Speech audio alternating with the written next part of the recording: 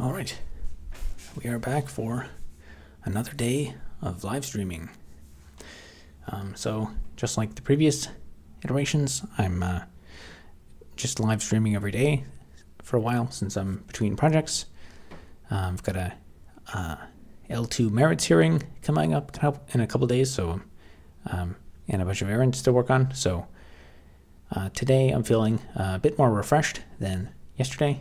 Got a good night's sleep last night.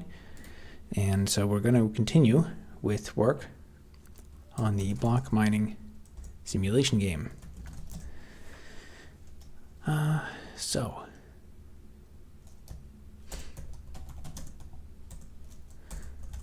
Actually, let's go to the other machine.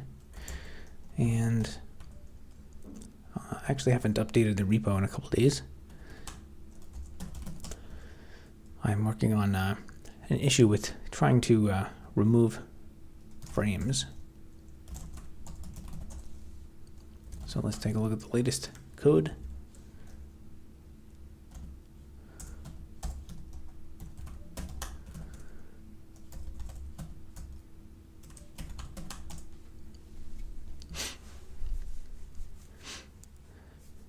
Excited for the long weekend here in the US. Interesting. I think for us last week was a long weekend, but I'm not sure. I don't even barely pay attention to holidays these days. Okay, so close current frame closes that frame. Close current frame closes that frame. And so what we're looking to do is fix some of the generalize these functions a bit more, as there's some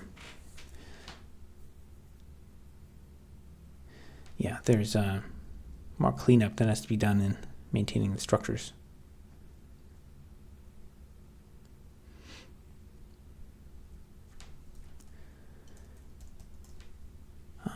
So for this, it makes sense to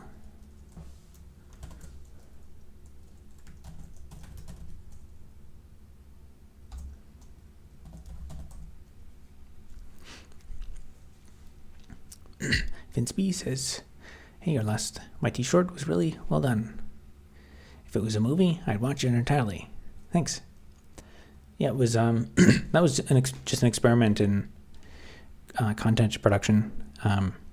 We'll see what happens with it over time. If it gets if it gets 10 million views and brings in a whole bunch of new viewers and money, then I'll do more of those things. And in terms of revenue, like the total revenue so far, I checked today. I think it's made 91 cents in revenue. So the time it took was probably like on the order of about 40 hours. So the ROI has not been proven yet, but it seems kind of random. There's a small number of my videos that bring in like all of the revenue. So we'll see what happens with over time.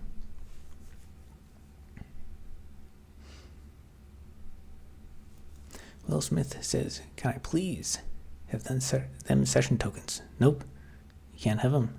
They're mine. Robert will make it a movie once he dominates the world. Yep.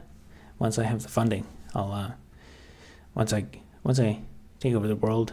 I think probably what I'll do is I just need a bit of a head start, and then once I have enough money to raise a round of funding from private equity firms, then my business plan will basically borrow $3 trillion from a private equity firm and then buy literally the entire world, and then just like change all the laws to squeeze as much money as possible to pay back the loan. And that'll be on my business plan. And they'll look at it and be like, "Hey, this makes sense.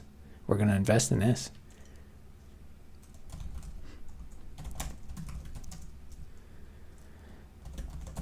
Let's see. So I had some edits.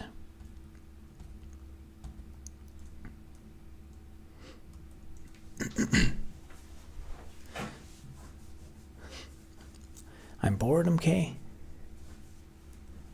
That's no excuse for taking my session tokens.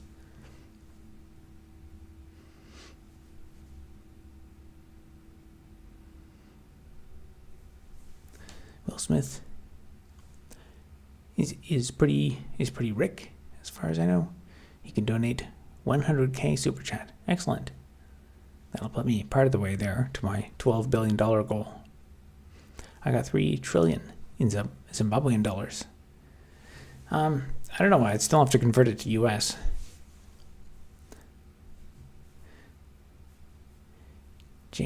Jada took everything? I don't know what that is. Is that an,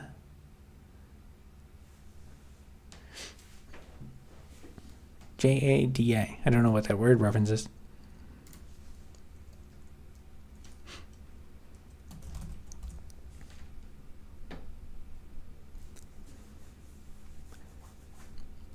Jada is the wife. Is your wife?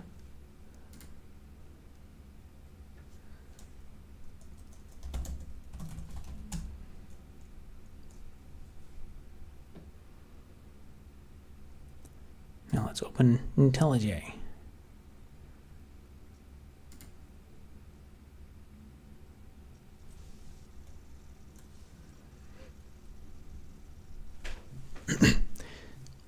Will Smith's wife? I don't know anything about Will Smith. He's the guy that slapped someone at some award thing. That's all I know about him. And he's in movies, but I don't watch them.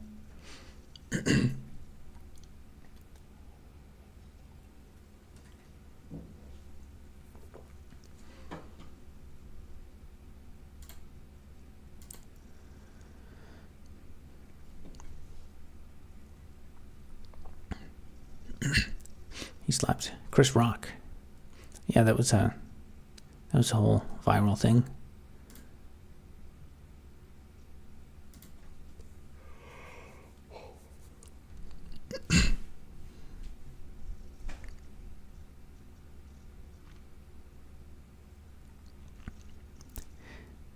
What is that? What is that icon? I can't.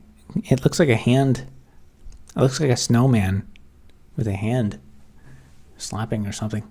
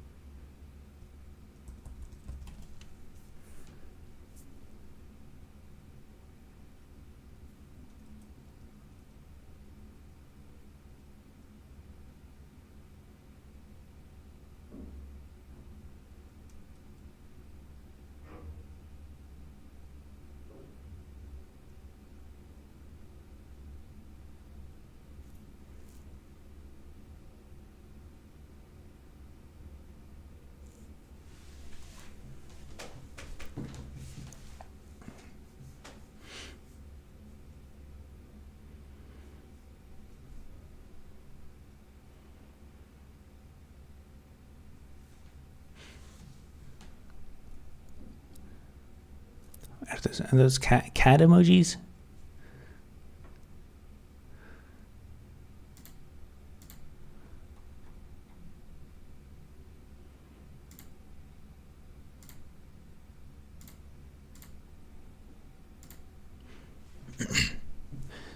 What's good?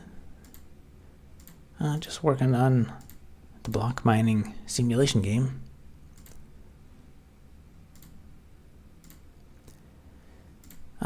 Let's see. Maybe I'll go back and review some of my code.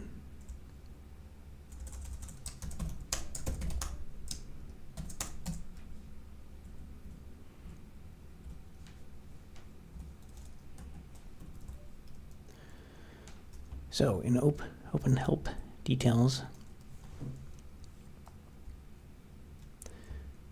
so we open a frame.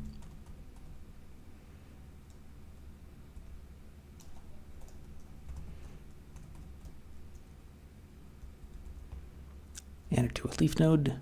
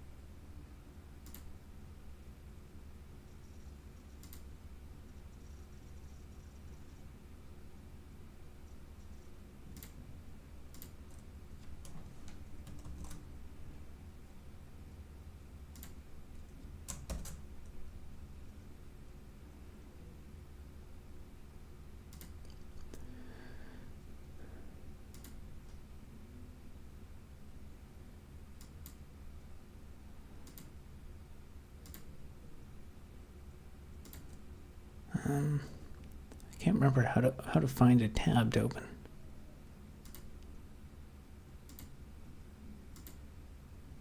Oh, go to File.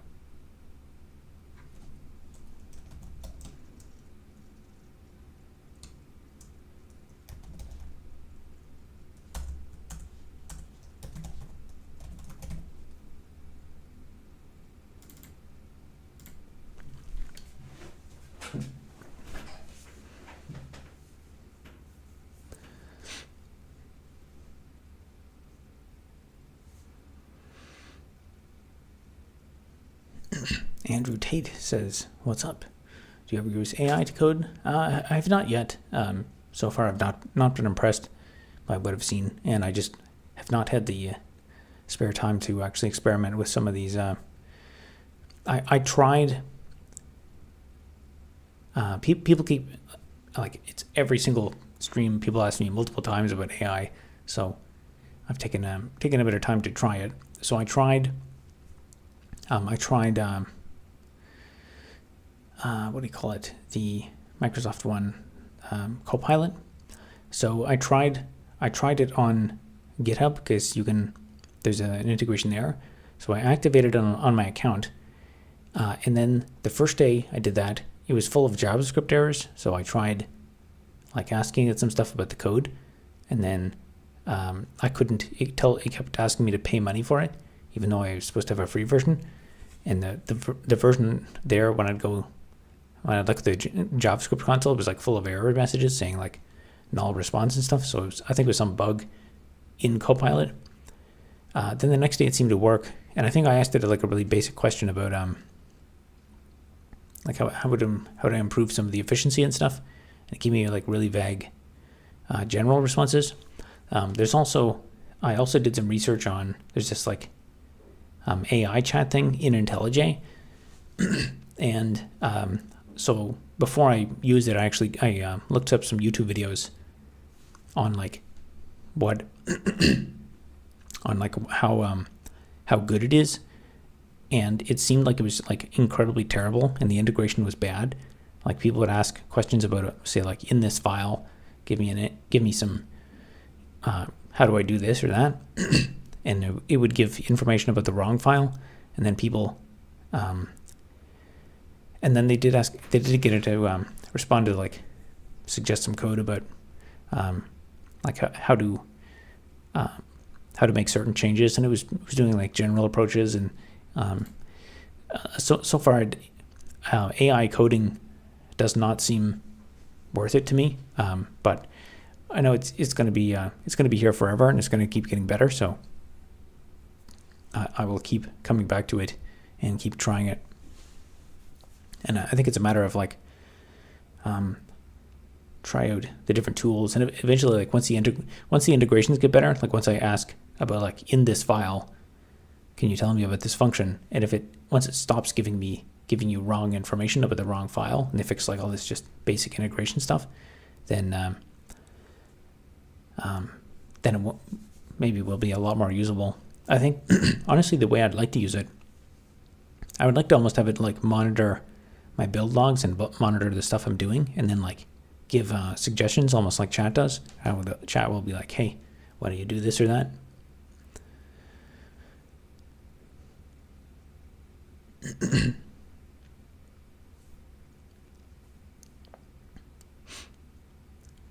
Me being bored again, Will Smith.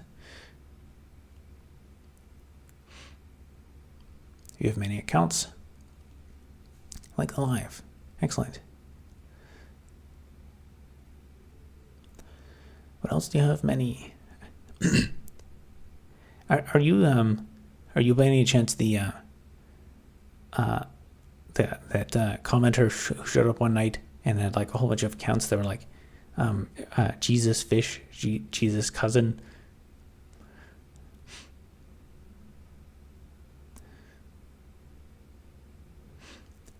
Sir, please bring back our spatulas.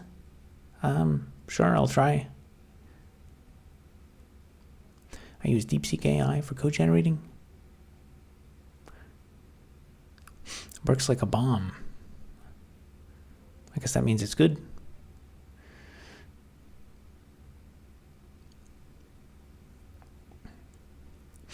Please try Augment Code.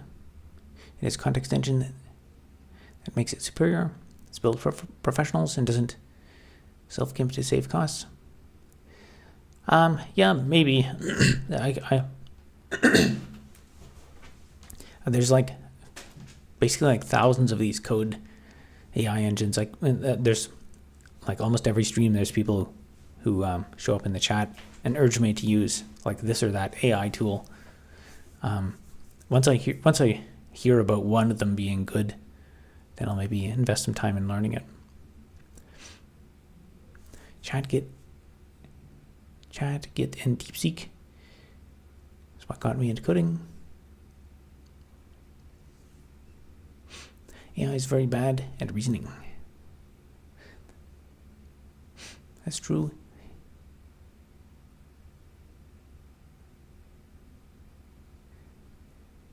He'll know. No, that's not me.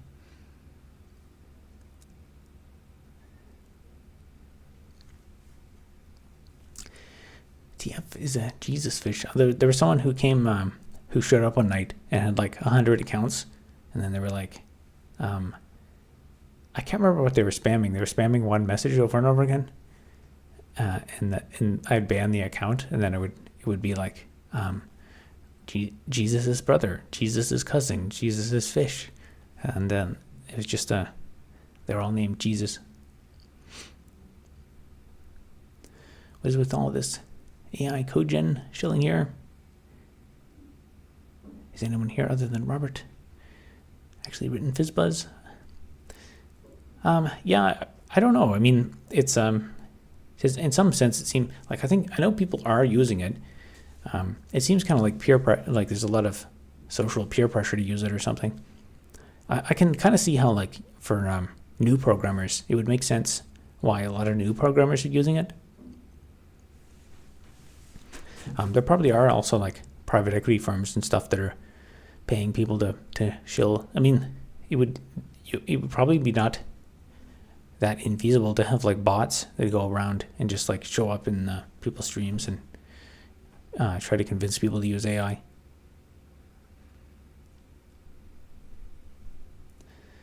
Learn to code, kids. Based and true.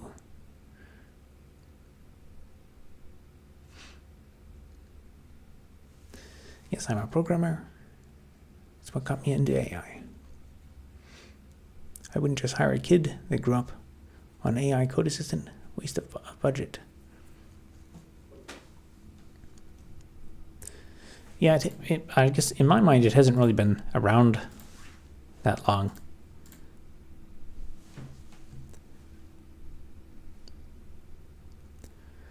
Just run another instance of QWN or whatever on the local server.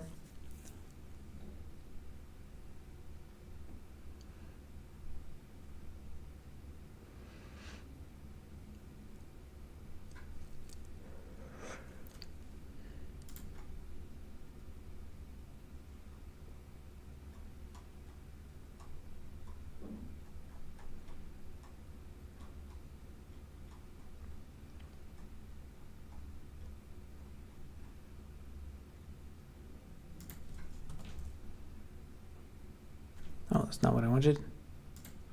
I exited the application.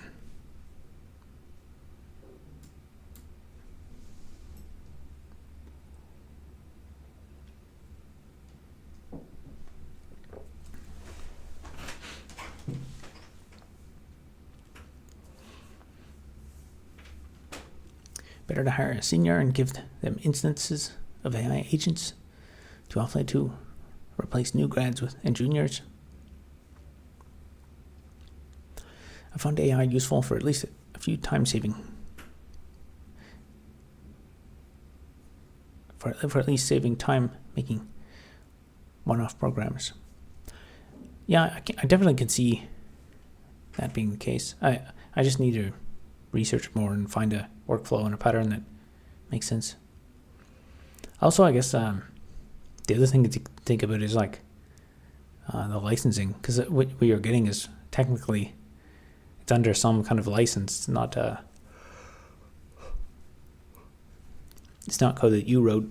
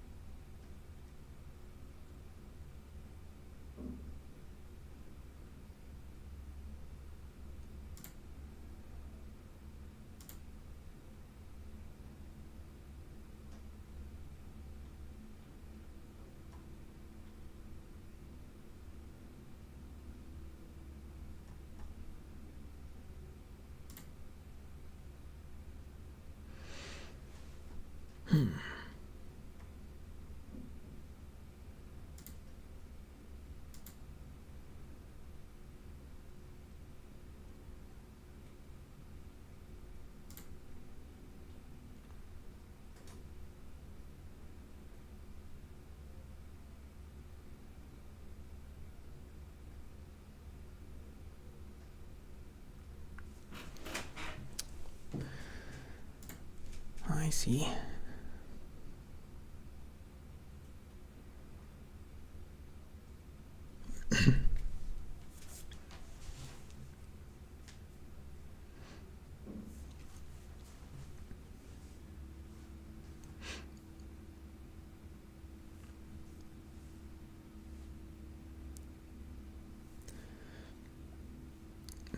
I say kids are shooting themselves in the foot via self-lobotomy. Yeah, I think that a lot of the, like, trying to use AI for more sophisticated stuff other than just like kind of basic speeding up, like boilerplate generation. It almost seems like if you have a problem where you have to calculate something or send in some parameters, and you have no idea what you're doing, so you just keep like moving around the parameters or something, or you just change the lines around. You have like some, combinatorial problem, and you have no idea how to solve it. So instead of like thinking about it and analyzing it, you just keep brute forcing it.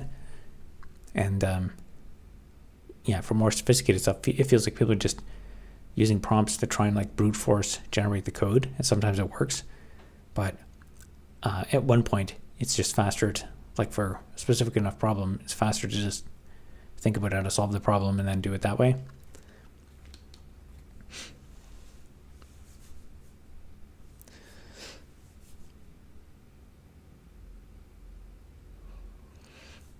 I have zero cyber coding knowledge beforehand. I can now create text-to-speech programs, network analysis AI, a few basic games.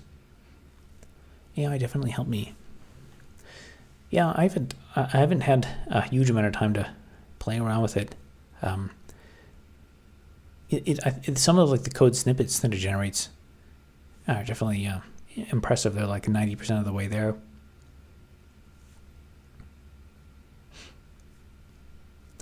Basic stuff I know, but it's better than nothing. Zero cyber coding knowledge beforehand. Well, that's impressive, I guess, if you had literally zero knowledge beforehand. I know it is good for asking questions. Like if you ask questions where you don't really know how to ask the right question.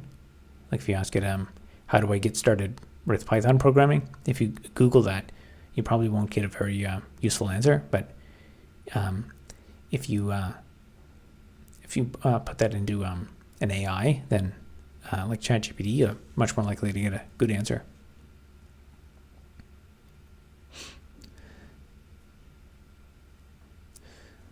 Where the Discord need to join? There might be someone in the chat who knows the link.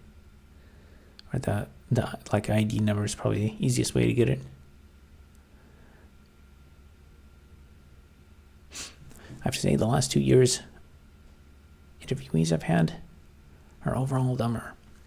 Yeah, the AI's dumb things down, but also there's I think COVID has destroyed the world and made it was students were less able to learn, but also I think professors and stuff put in less effort. And also we have AI like to plagiarize now, so that's thrown a whole wrench into the entire education system. I don't even know. I keep forgetting that that's a reality now to deal with in school, and that's going to completely upend everything. Game Dev Chad says, "Cheers, Robert. Hope all is well." Yep, tonight's a pretty good night. Had a good rest last night. Able to focus a bit more on this help menu opening dilemma. I have, I guess what's happening is when I close the last frame, it's still got a reference to it somewhere, so I need to fix that.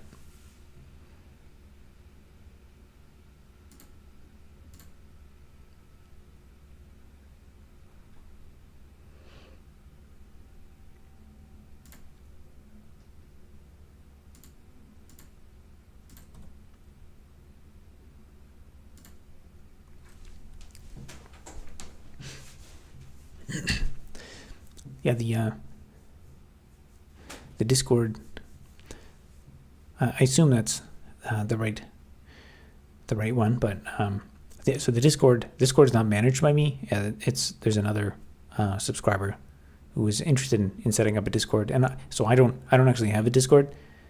There's too many other things to manage and moderate and stuff like that. So he was Bradley was interested in setting up one. So I don't moderate, or I do check in every once in a while to make sure no one's posting anything crazy there.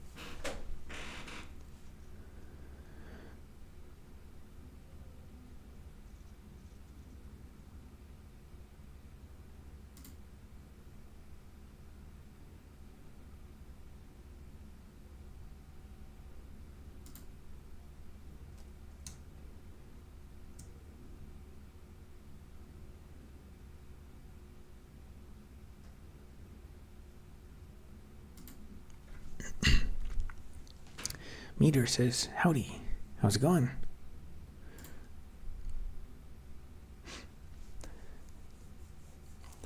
Go away, Discord ad. I think that's for the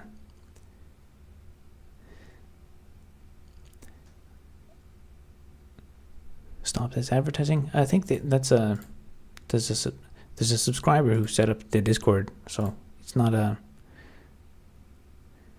Personally, I don't really care about the Discord, but it's something that people ask for. I'm not 100% sure that's the right. I think it's called the Obsessive Skill Set Club. The missile knows where it is because it knows where it isn't.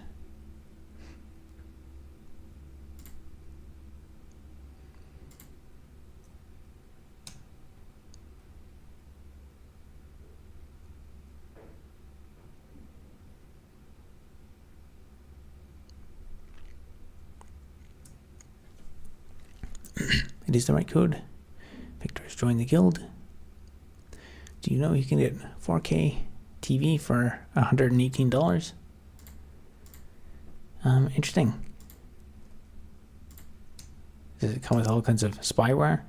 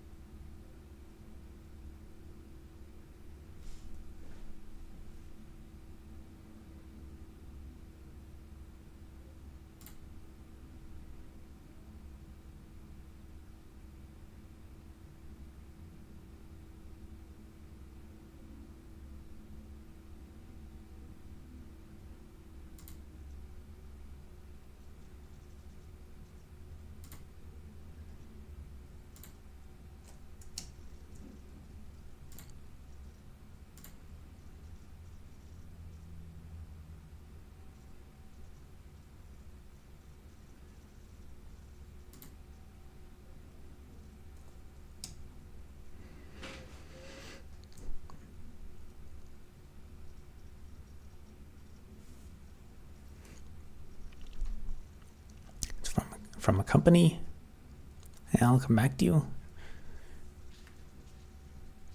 If it's from a company, that doesn't prove it doesn't have spyware. My parents' 4K TV sports 120 hertz, but sadly, nothing in their house can output that to it. Huh.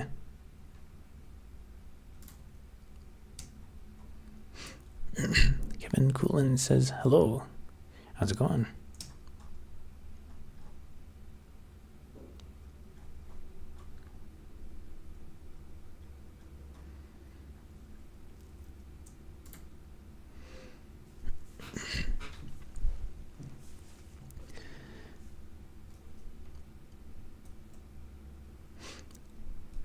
Element? I don't know what I'm supposed to do with that word.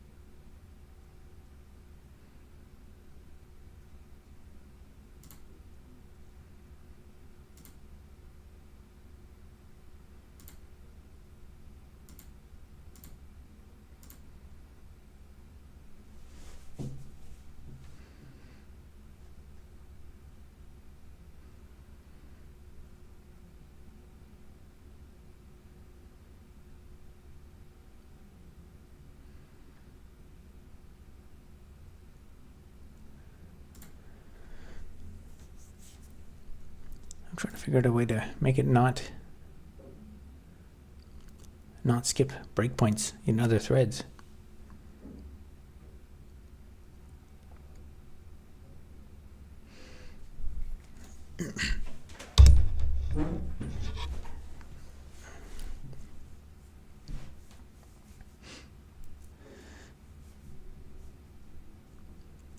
When is the verdict again? I mean, on the renoviction, the merits hearing is the 26th of May, and then the verdict will be who knows when.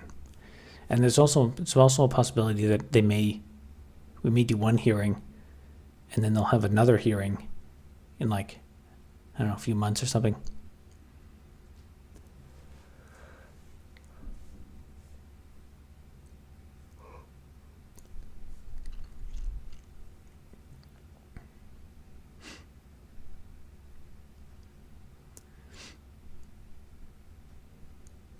Any thoughts on sudo being phased out for sudoers? Is that a thing? Is it being phased out? That's the first I've heard of it. I know people there's alternatives like do as and things, but I've never used them. I hear Ubuntu is doing it. Oh, okay. That's going to break a lot of old Stack Overflow answers. I guess maybe they'll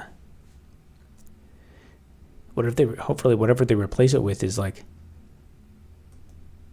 can be like, so you could alias sudo to whatever it's being replaced with, and then it'll work the same for noobs. Just perma login as root. It's dangerous though.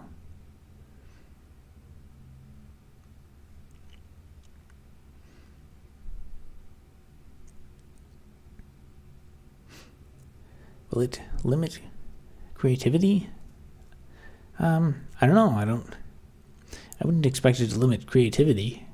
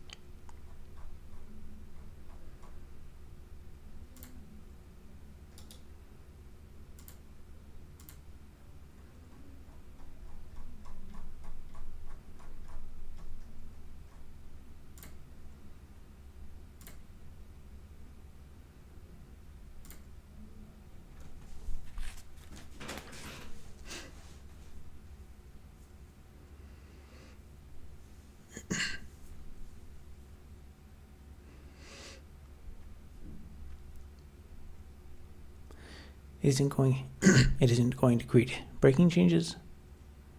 I assume they'll have to like alias it or something.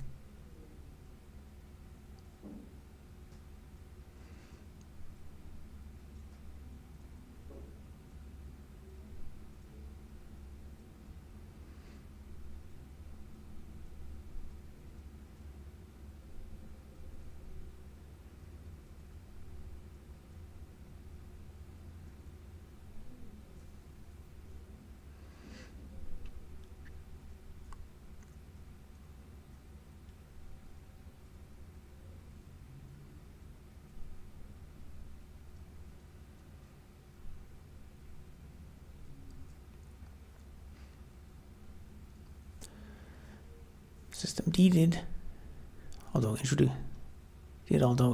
pseudo alternative. Did you say C# framework on MS Build?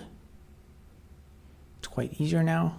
I don't know. We're not talking about C# anywhere. This is Java.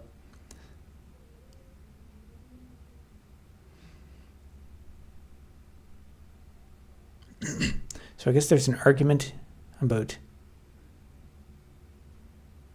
they're replacing it with sudo rs as a Rust rewrite. Thank you very much for the $10 to Game Dev Chat for coffee. That'll buy at least a few coffees.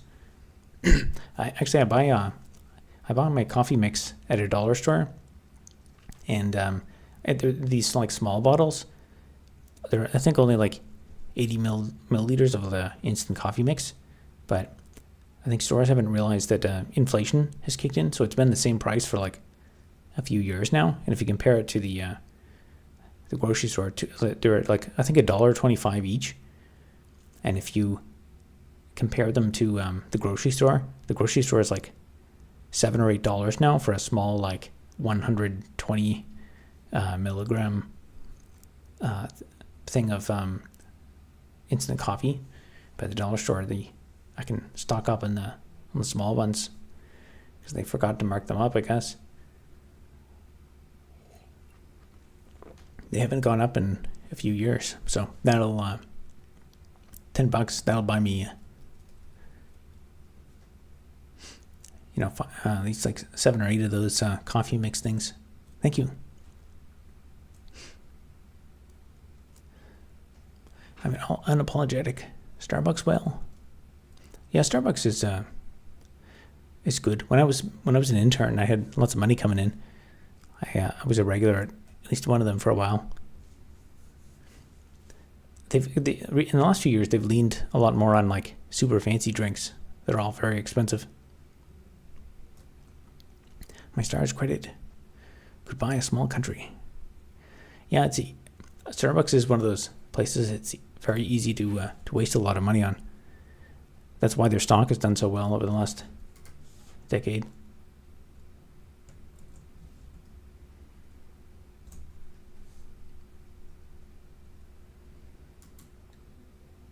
All right, now it's doing what I want.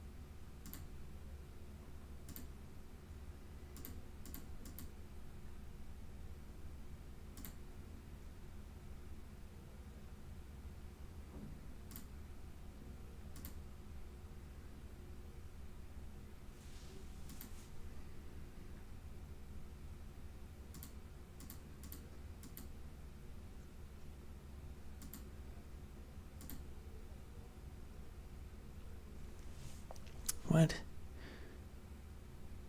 Oh, there we go. That is what I want.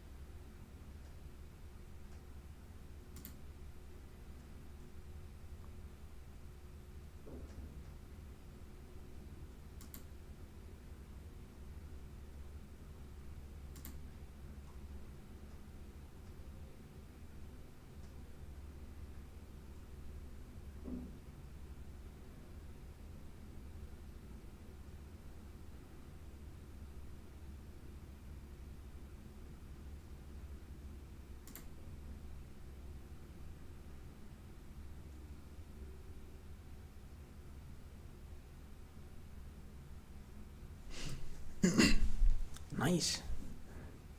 Thank you to James Goodrich for the $10 for even more coffee. I measure out bulk purchased caffeine, polar opposite of game dev chat. Yeah, when you're on a budget, you can it's the small things you can save quite a bit on.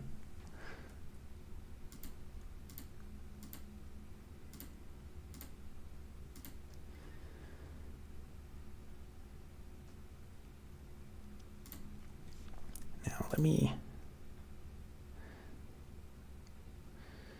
this is one of those things that's you can easily waste so much time on trying to figure out what my issue is. but it's just some like recursive tree. I keep forgetting the state of what I'm doing. It's not properly. What it should be doing at this point is setting the root element to null. Let's step over that.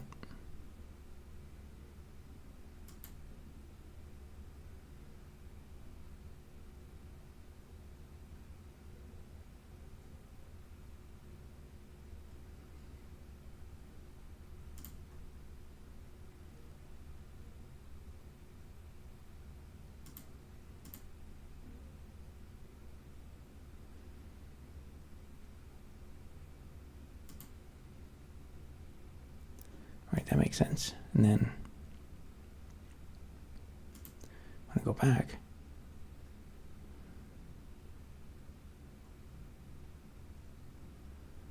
Okay.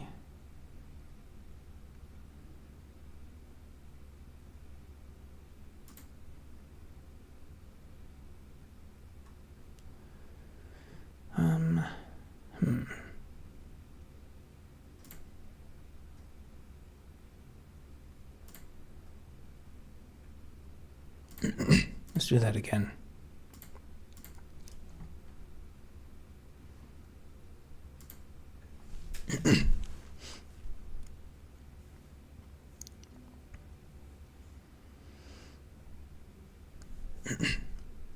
Actually, the exclamation point was before coffee, so it's to be read as not coffee. Oh, okay. I guess I should have picked up on that. Yeah, there's lots of other things. I could spend it on candy, or I'll put it towards the deep water port up in Axel Heiberg.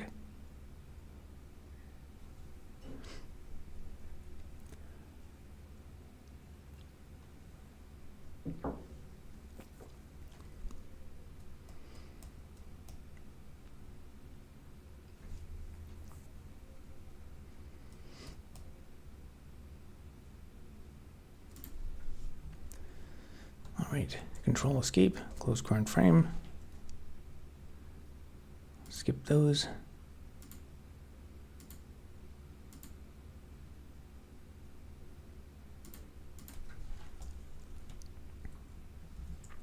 Close current frame. Let's skip to here.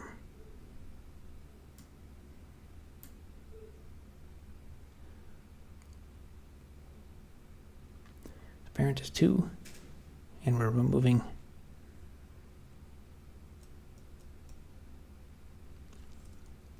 child split 1,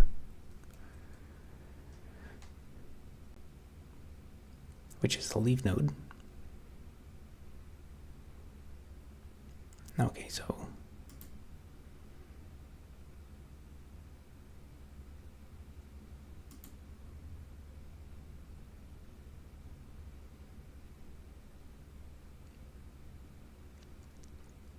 for each of the children,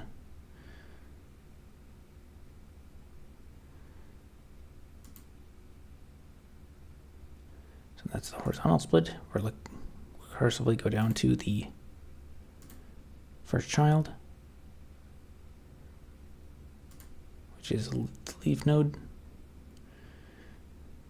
Exactly.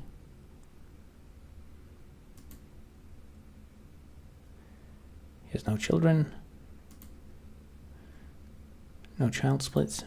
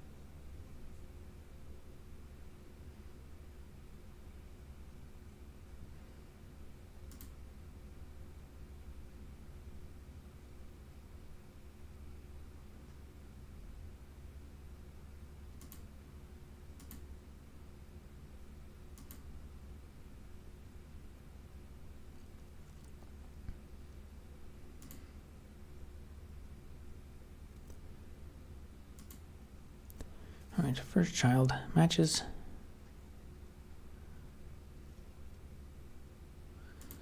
So we remove it.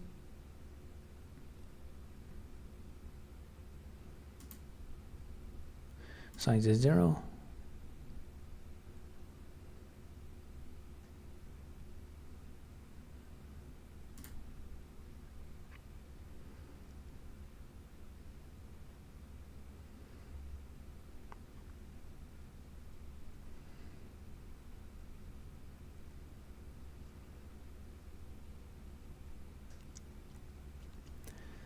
What does the call stack look like?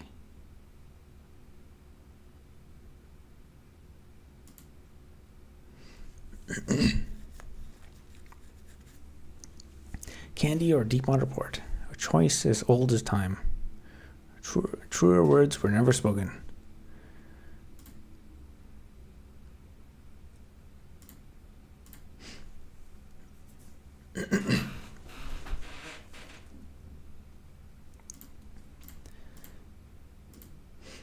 Oh wow, forget Fend. I don't know. That's I don't know if we should be spending money on that. There's a lot of people getting sick of that stuff. But thank you very much to Gyro Zappelli for the $15. Wow, I didn't expect to do as well tonight.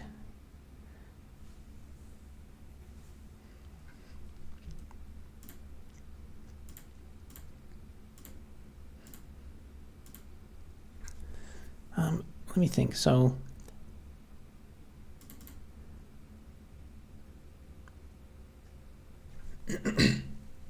one of the base cases in this recursive function is going to be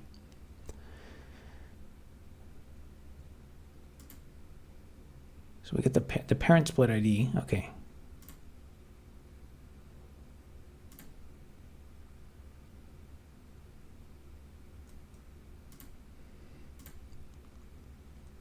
So I should make this function a bit smarter.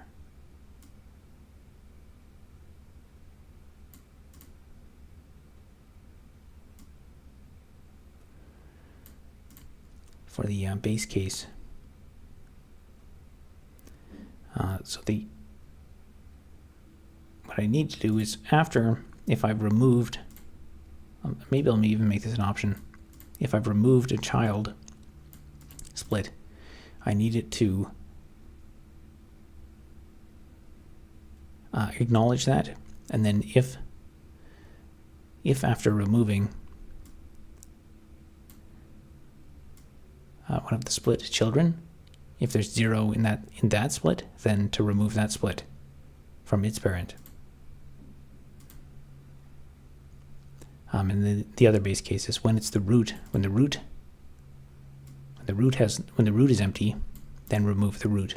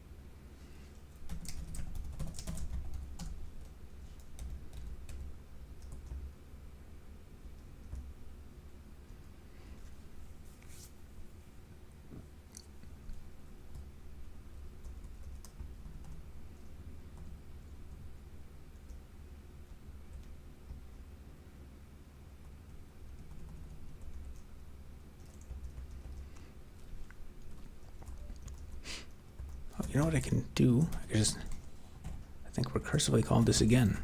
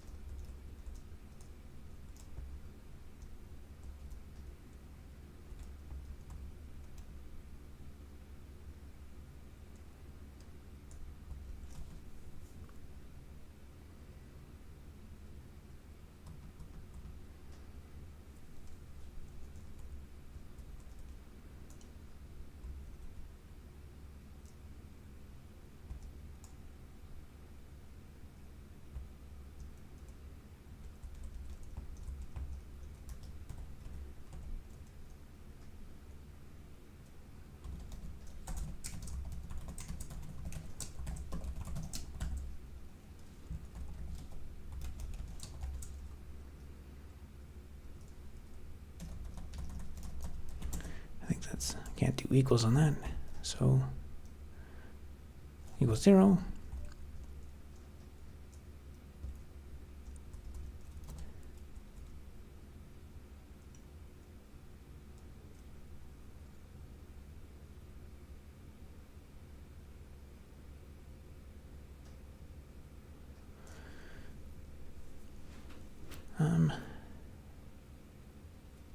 Oh, that won't work because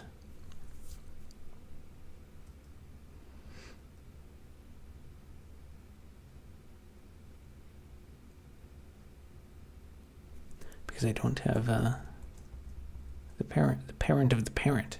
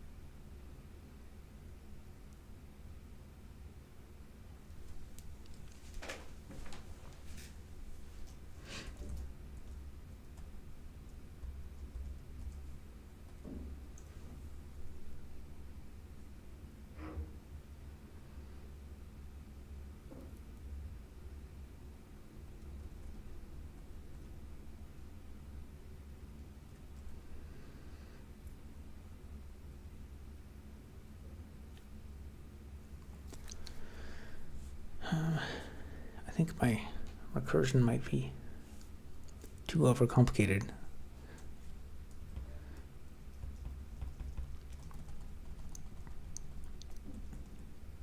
This is one of those cases where I think you can spend like hours on it, and then at the end of it, you'll realize that that solution is like half as many lines as you wrote.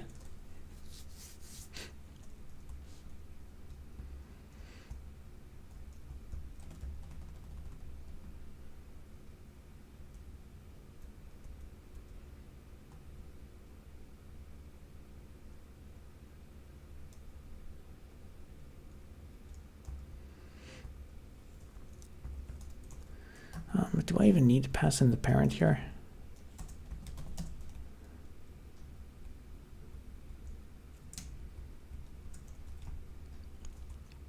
I don't think I do. I should just remove that. Because I know the root. I know the root on here.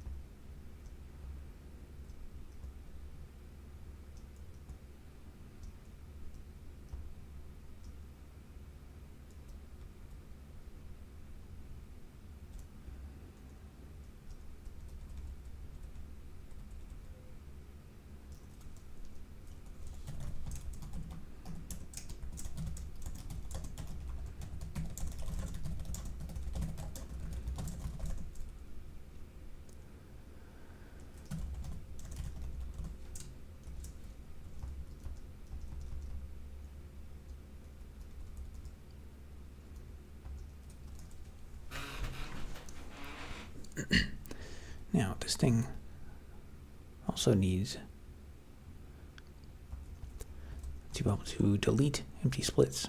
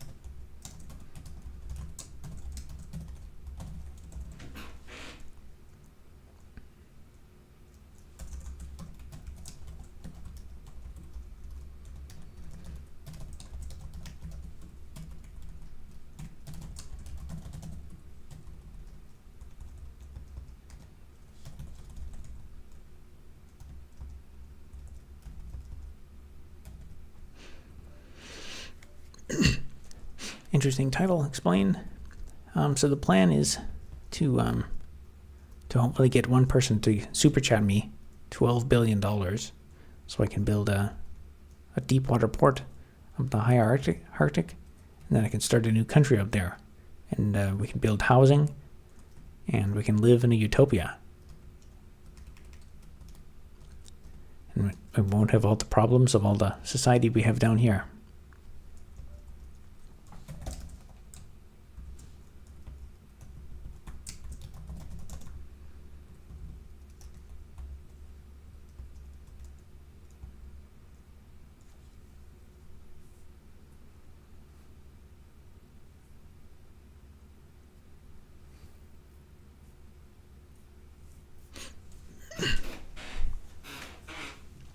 How TF do I get good at coding? I'm almost out of college. This is so hard. I guess the main thing is you have to spend like thousands and thousands of hours doing it. That was how I did it. It'll be called Robert Land. Actually, I was thinking about the Democratic Republic of Canada. I don't have 12 billion for you.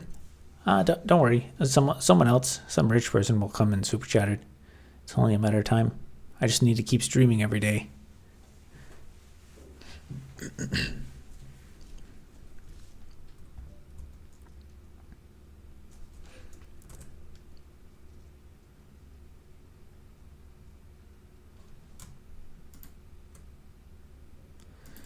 Let's see, is there a remove all or something?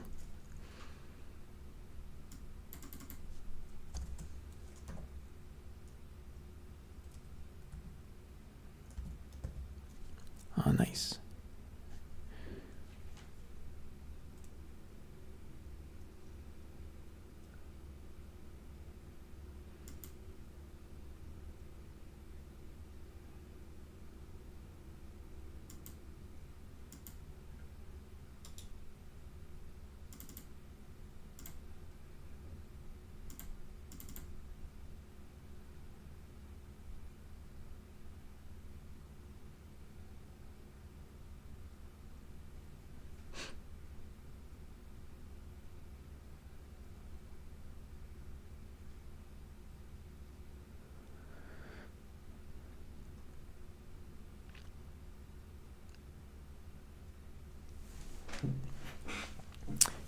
I want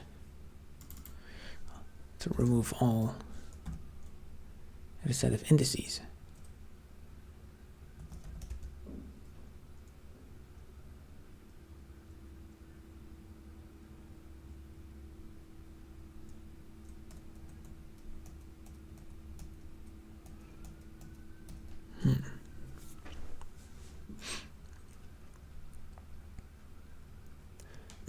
Robert Land is nicer. I don't know. I'll think about it. You mean People's Democratic Republic of Canada? Yeah, I think that's or maybe the more words you put in front of it, the more people will know it's true. Or like the Socialist Federated Democratic Republic of Canada.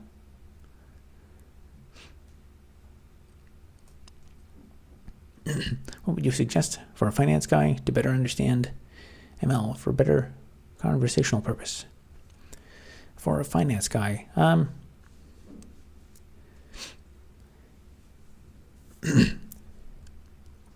depends on what kind of finance and what kind of models you're working with, and I guess who you're having conversations with. If you're doing like quantitative analysis and stuff,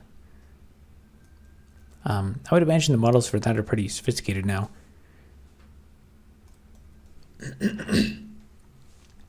I don't even know what they would look like.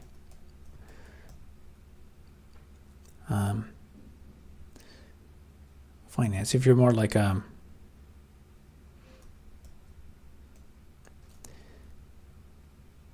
if you're more like a business development, like trying to just optimize sales and stuff, conversions and customer acquisition cost, client prospect conversation, not quant modeling.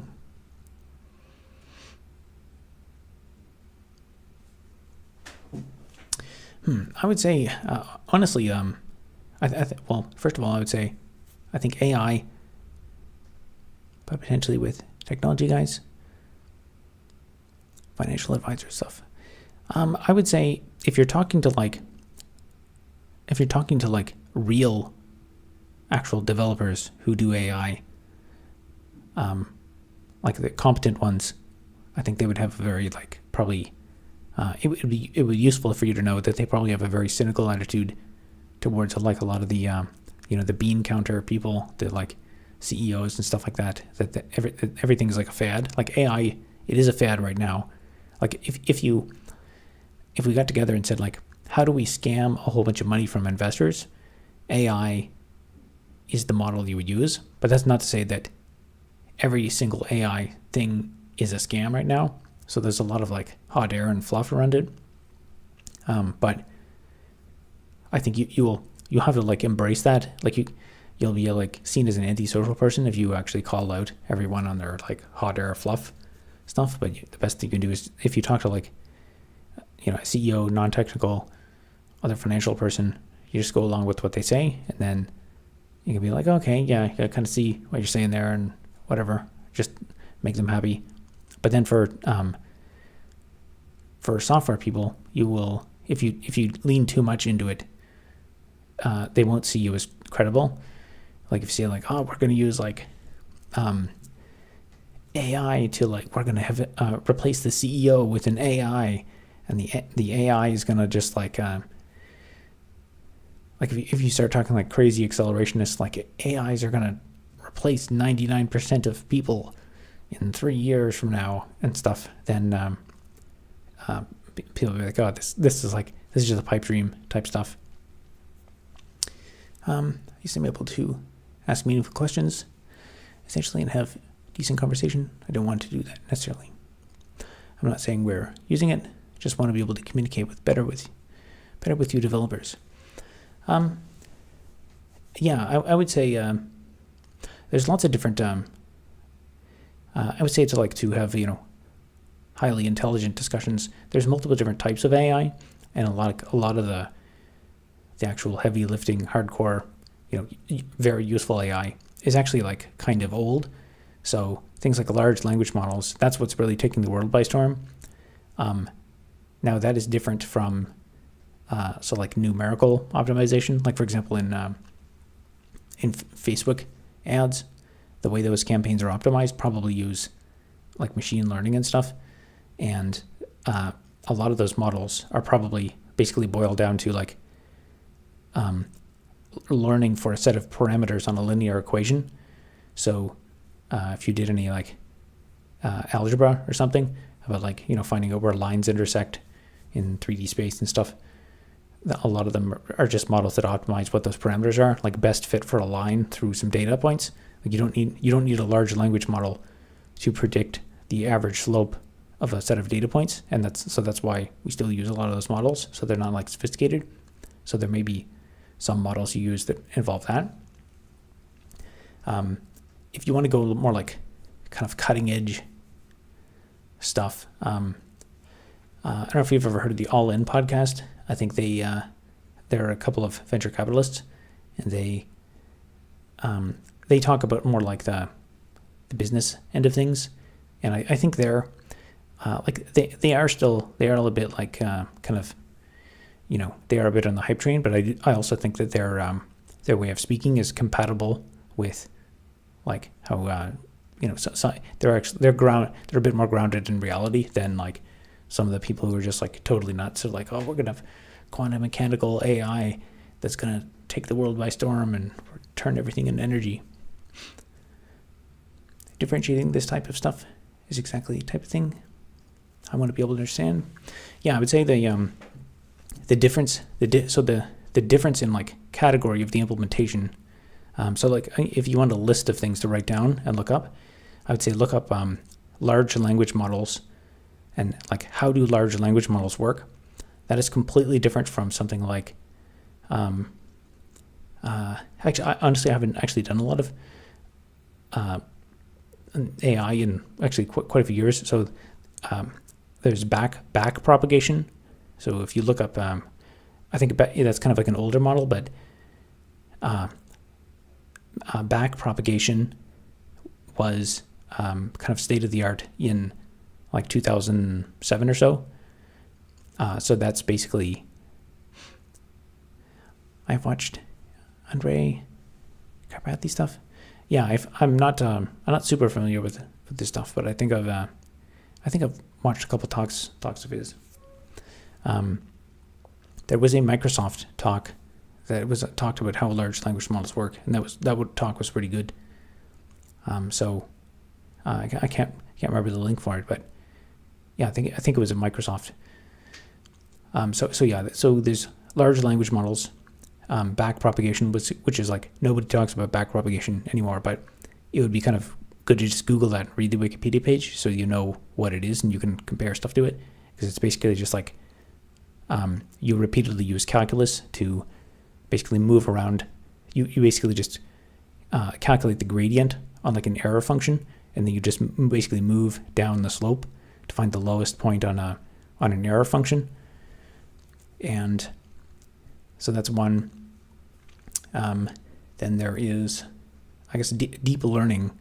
The concept of deep learning, I think, kind of evolved out of back propagation, although it wasn't really. It was kind of like the next evolution. I think originally it was called restricted Boltzmann machines. If you want, you can look up Geoffrey Hinton and restricted Boltzmann machines. There's I think it's now like a 17-year-old talk. Maybe it's 17 years old. It's quite very old. A Google Tech talk that I watched a long time ago on restricted Boltzmann machines, which nobody calls it that anymore, but that's another type of like AI model. Then I think another one was called principal components analysis, which I actually never got super into that one, but I've heard it referenced a few times.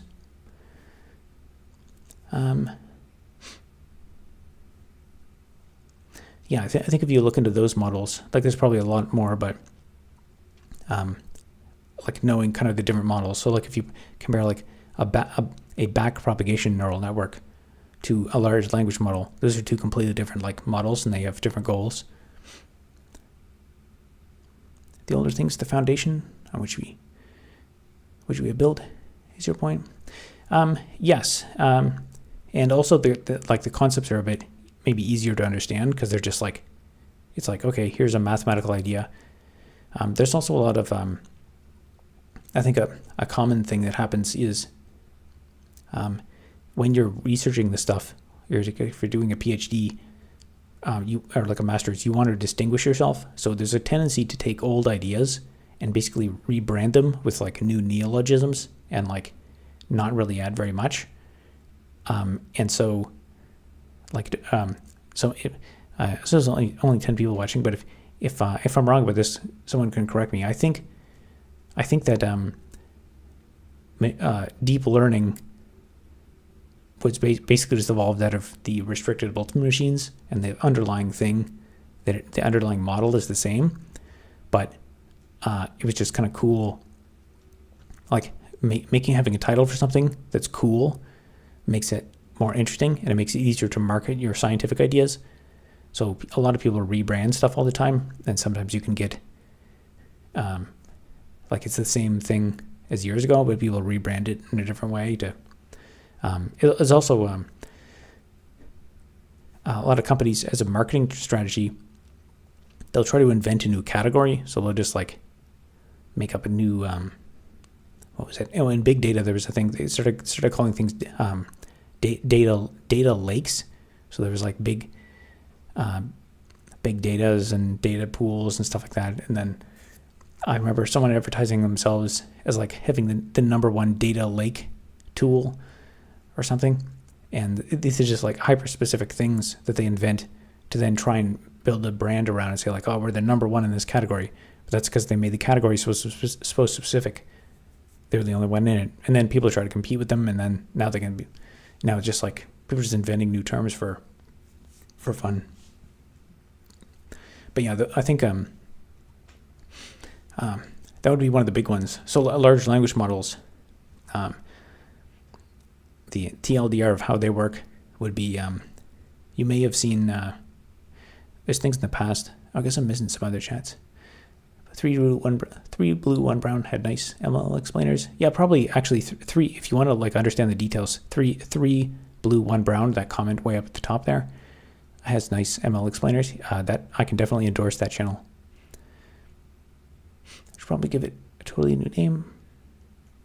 If you want to remove multiple at once from videos, I think make a set of the ones to remove and check each against the set, unless it's only a handful. Yeah, I think ideally I want to remove a set of, I'd like to specify a set of indices, but also there's no like, I think compare to for the object. Remember, I'd have to implement compare to for, I just want to remove a few indices, but I'll come back to that. ML is closer to statistics, you think? Yeah, I think a lot of it is. KNN is my favorite ML model. Regardless of the progress. AI cells, I've heard data lakes. It's the same type of new word for traditional processes. And also AI benchmarking, SWIRD, or random.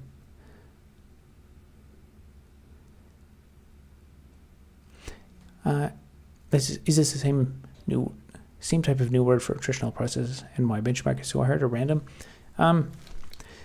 Maybe in terms of like for some of these things, like I think they're also just like hyper specific things that can depend on a lot of stuff. Like they're like a set of clusters running a distributed system on like I think data lakes were offered as a tool in one of Microsoft's Azure Cloud. I never actually used it. It was just something I kind of interacted with for a while. But yeah, I would say yeah, actually, I mean, honestly, probably one of the, if you do have to work with some software developers, I would say one of the bigger things you could probably get, like that would win you some points, is not just like having read it on it beforehand, but if you have like a meeting coming up with one of these developers, you could maybe even just like send them an email and kind of ask them the same kind of question that you're asking me, because I'm sure like developers, like, as you know, if you're showing humility and interest, and you're like, hey, I want to talk about this stuff, but I don't want to sound like an idiot. Showing humility and being willing to listen, just that type of interaction will immediately win you over a lot of points, and it'll kind of it'll make them think like, oh, this person's not some like condescending, like arrogant bean counter that has no idea what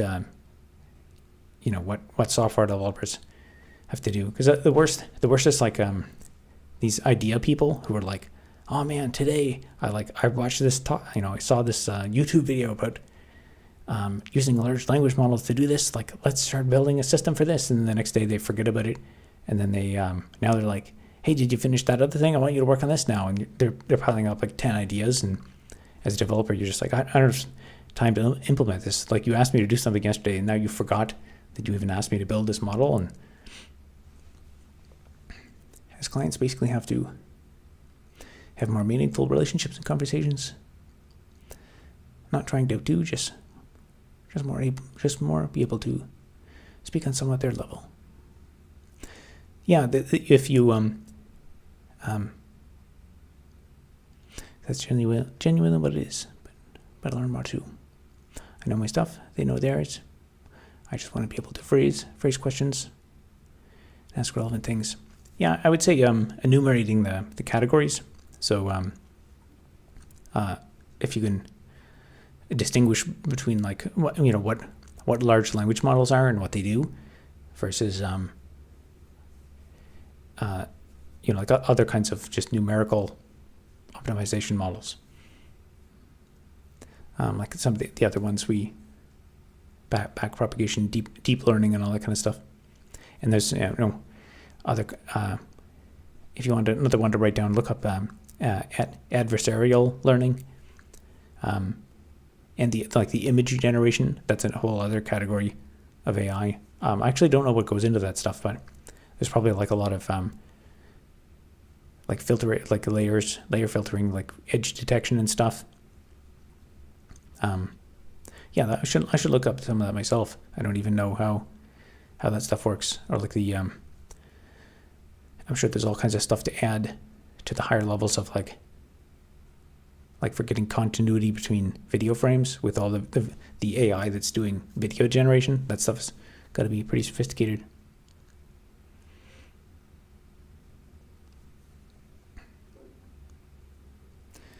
Honorable Bunny says, "Hey Rob, how's it going? My stuff, meaning finance." Yeah, I think for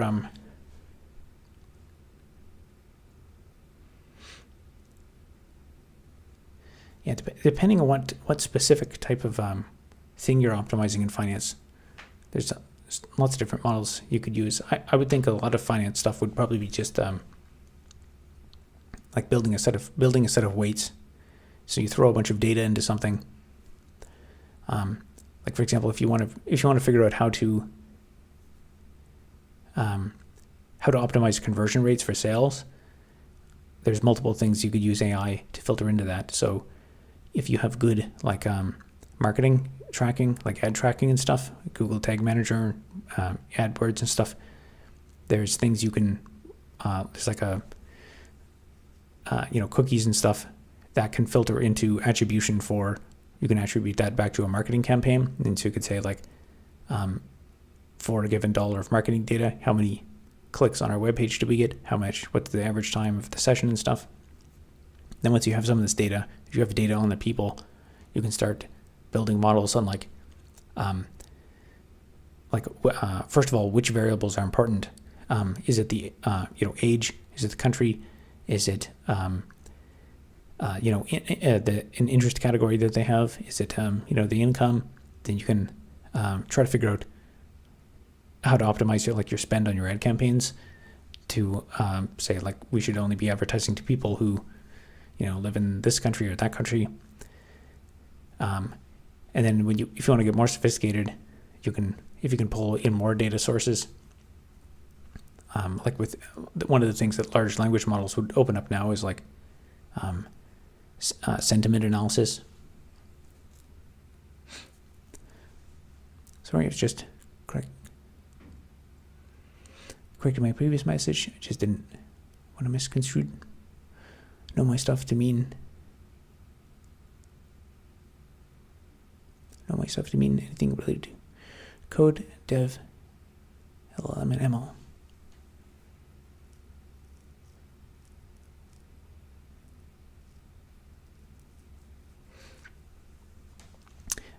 Yeah, I think I basically answered the question. I can appreciate this a lot. At the time. Oh yeah, I forgot I gotta write some code. But yeah, there's lots of ways you can use LLMs and all that stuff. Historically, it would just be like the statistical models to look at what attributes predict sales and stuff like that. But now that we have the large language models, we could even take like you could start doing. You could even use like large language models to say analyze chat conversations or email conversations to try and quantify what's the probability of a conversion event. So you could do like sentiment analysis and stuff, and then that could be another variable that goes into a different model, like your old school model that just does statistics.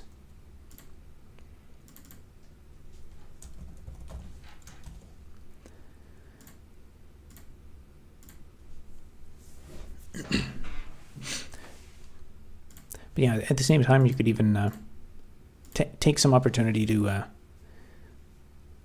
like if you meet one of these engineers who's like decent to talk to, they'd probably appreciate it if you just pick their brain, or say like if you can go to lunch with them or something, and then just ask them the same questions you asked me, And if you go into work with them, that'll help to build rapport, and you'll learn some stuff at the same time.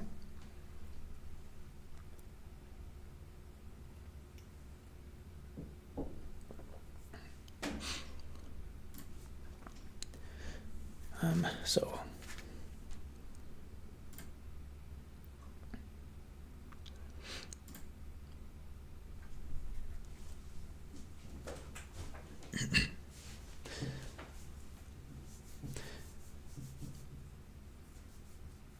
yep, you can Google some of those terms, and at that channel that was recommended, three blue, one brown. They have I can strongly recommend that channel for discussions on like how stuff works.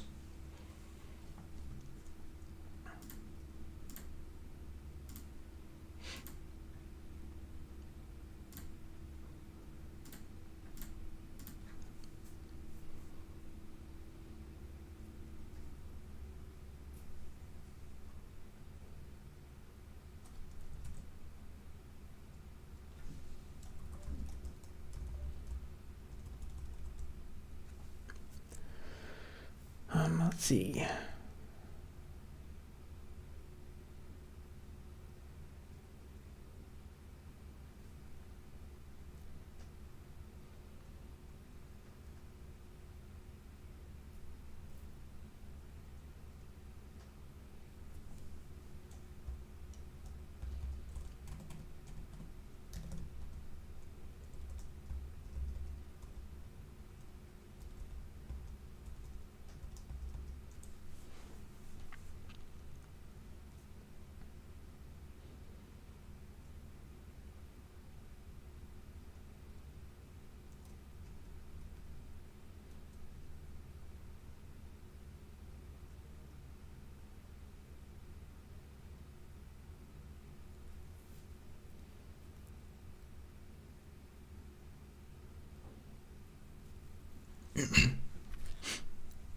Thank you again. Good luck with the code tonight and eventual world domination. And thank you. Thank you for the tip.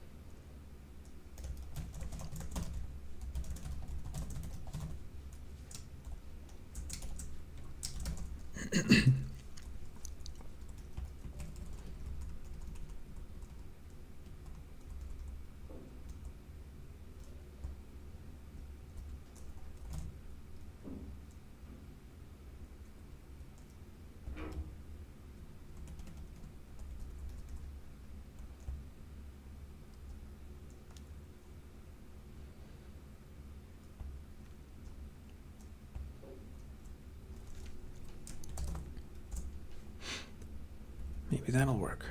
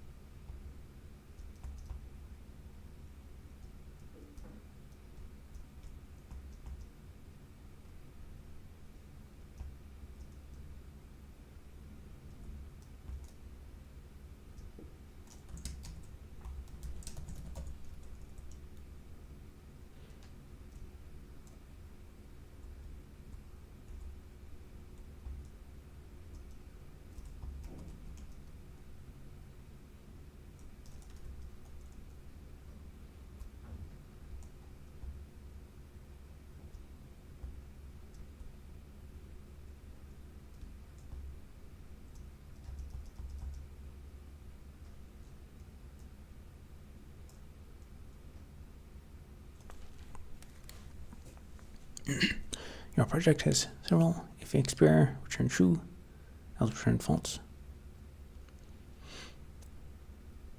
Do you personally prefer that over return the XPR?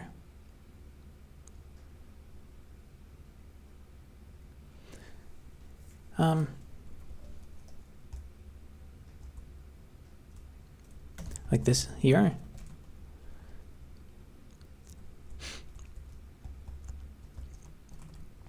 Yeah, I guess that is kind of tautological. I don't know. I guess I choose to code that way because I haven't committed to. I guess I might. I may want to update this later to like. I guess I originally had this as an ID value I was returning, but I'm. Yeah, I guess I hadn't really thought about.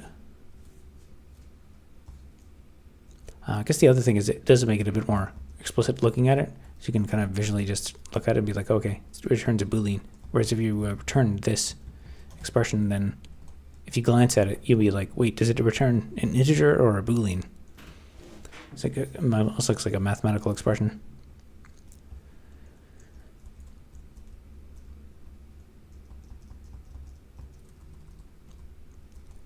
I'm also getting kind of like confused. I have so many of these functions in here. I think don't know if I'm confusing them together.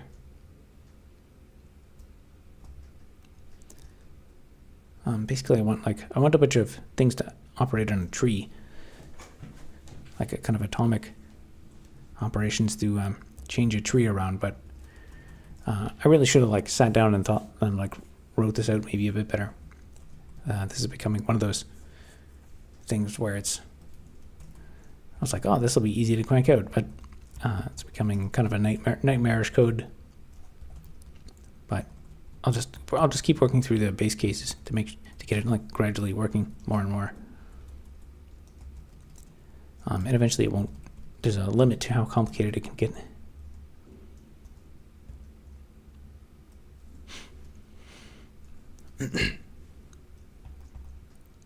I could do that, but then I have to read it to be sure that it returns a Boolean. I'll probably leave this as is.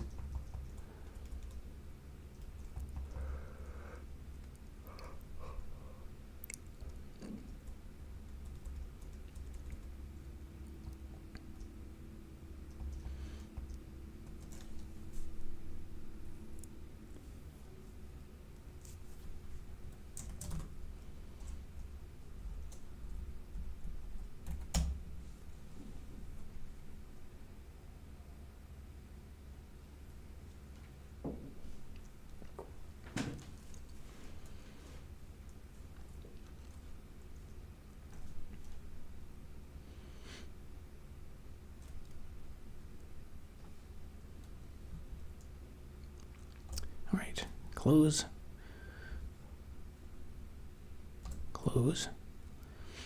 Split ID not found, null.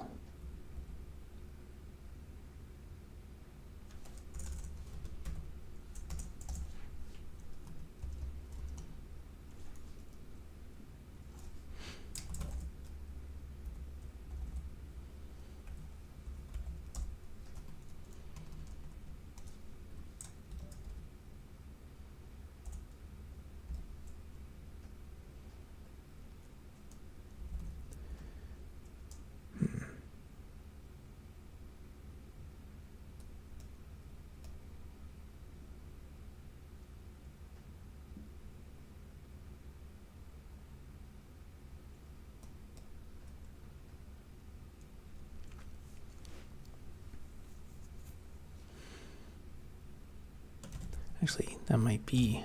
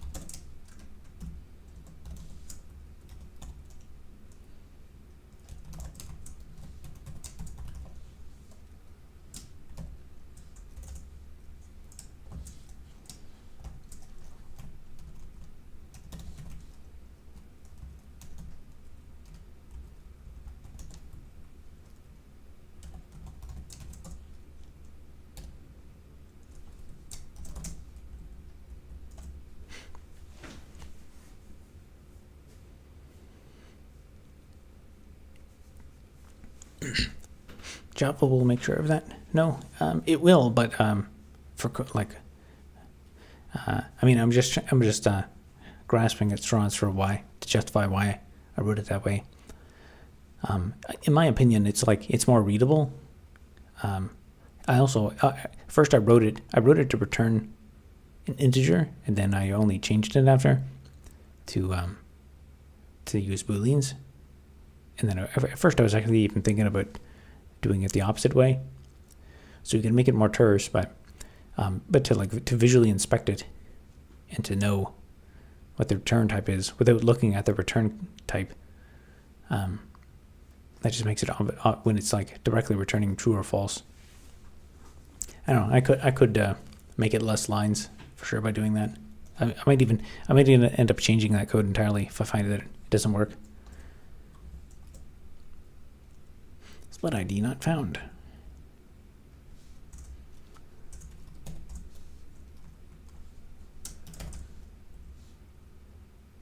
But it's in a different place, 691.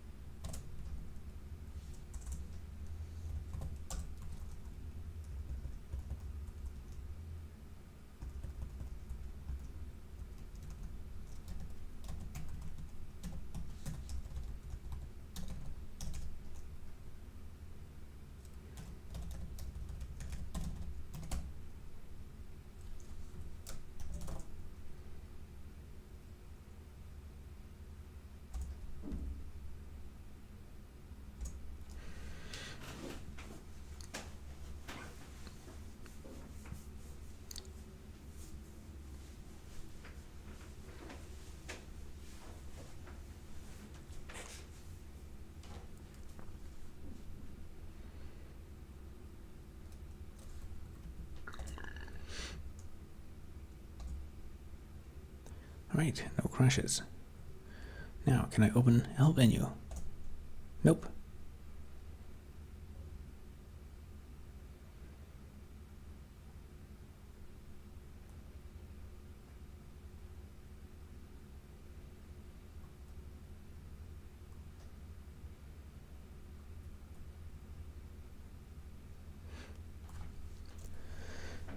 That might be expected though.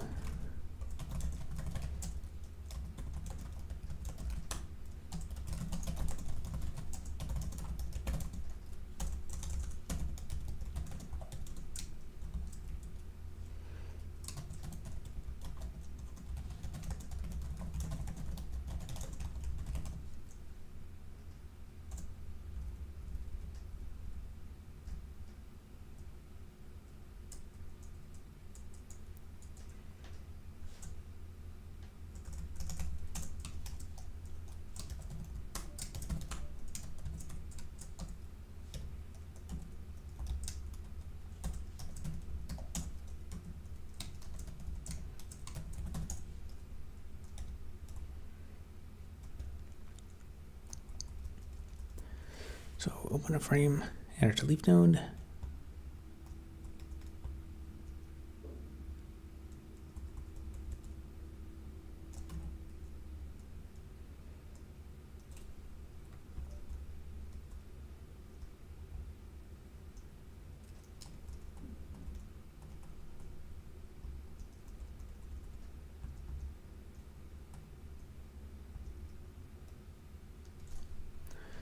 All right, this is a job for the debugger.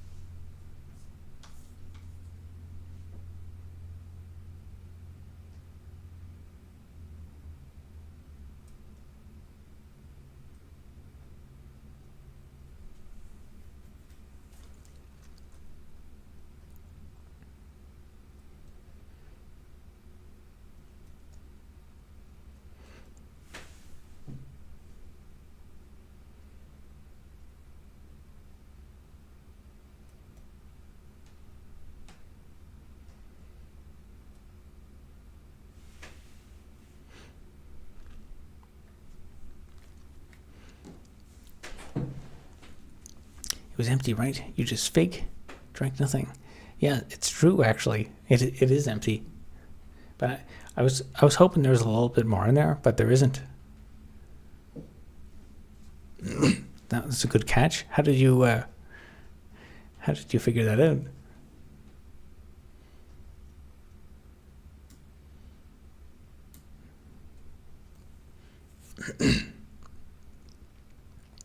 Now I'm going to be exposed for being a fake, and everyone's going to make fun of me.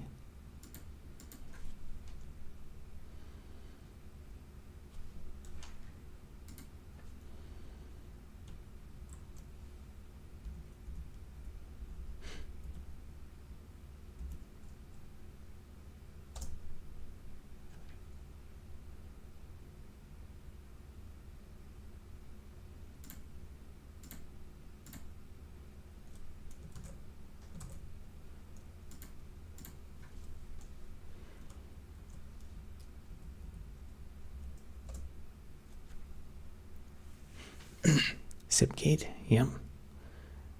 The latest controversy that everyone is talking about.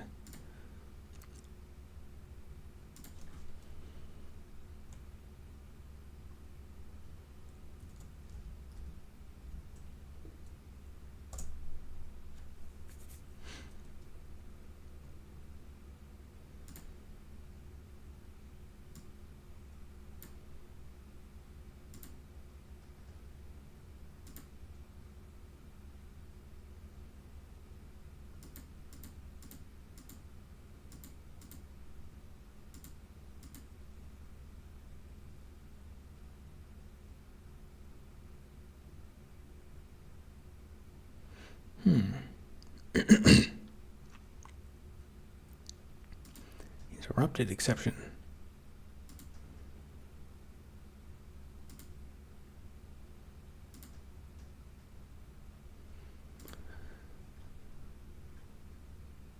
That's not what I expected.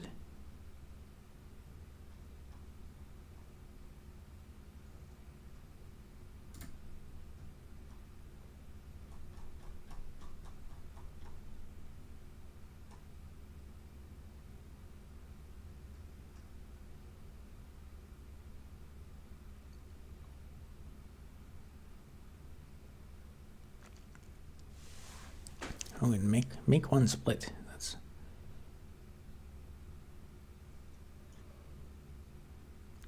376.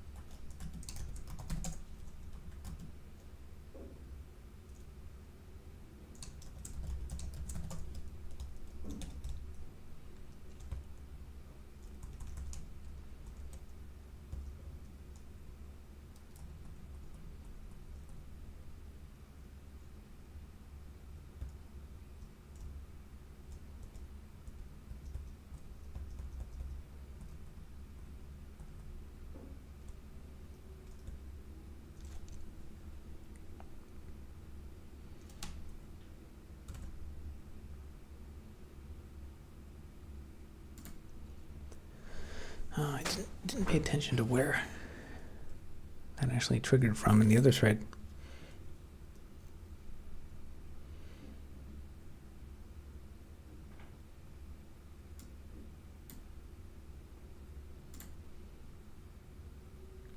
Now I want to take a sip again. I mean, if I try, there's nothing in it still.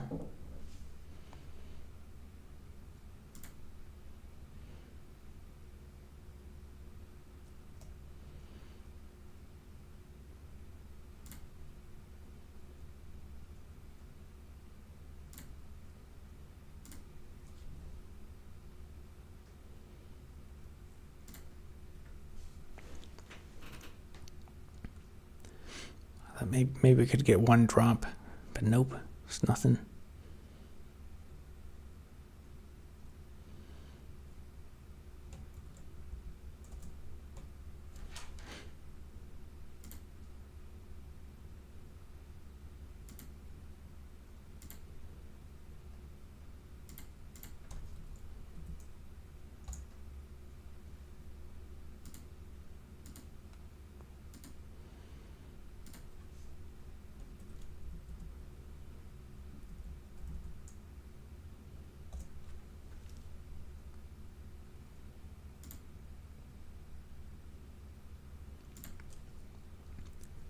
Did that not trigger a breakpoint? Oh. Okay, this time I have to pay attention to what line it's on.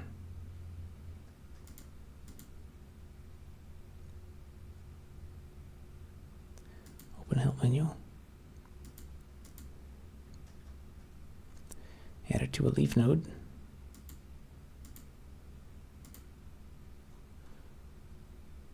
Figure out root split. Oh.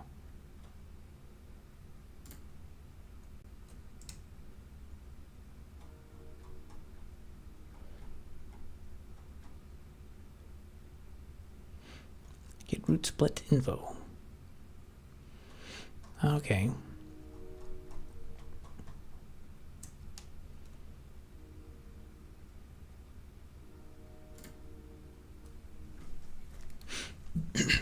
What are you building right now, and what projects do you have overall currently?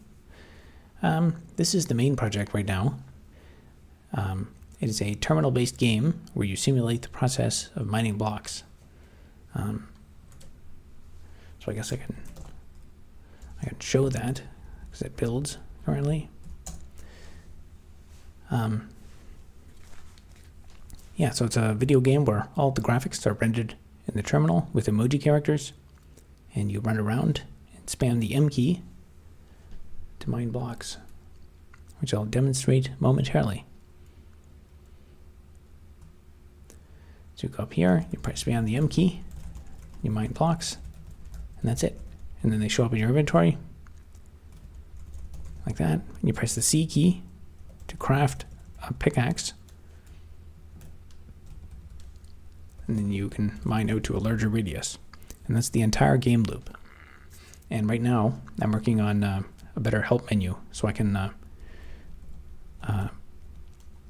do things like close this frame and get a better UI going here.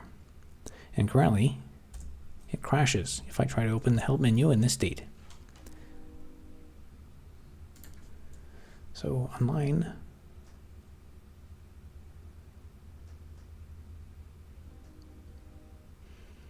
$376.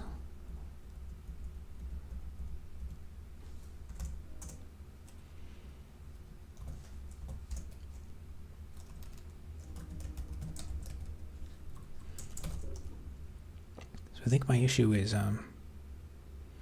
get split info 3.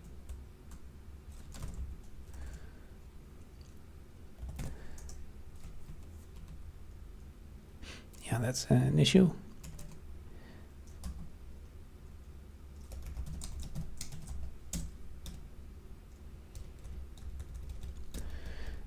So the make one split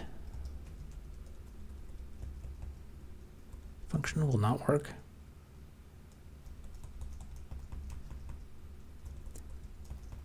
If the split ID is null.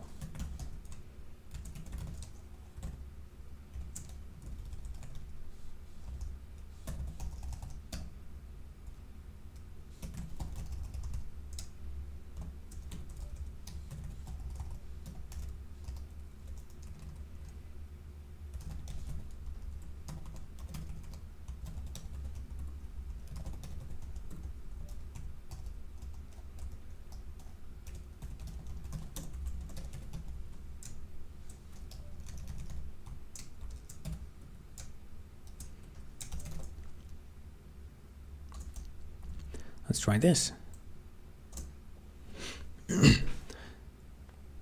Nice. Thank you very much to WR Loco for the gifted membership.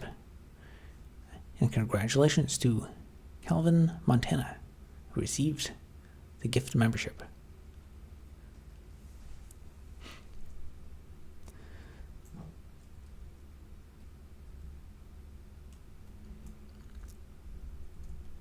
Okay, let's close current frame, open a help menu.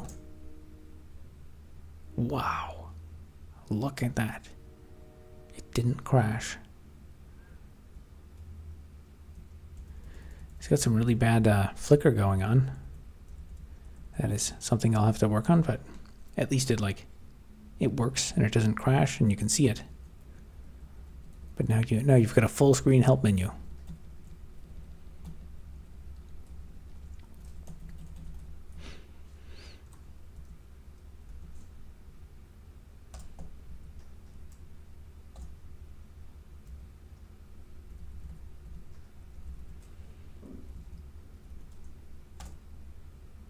Nice.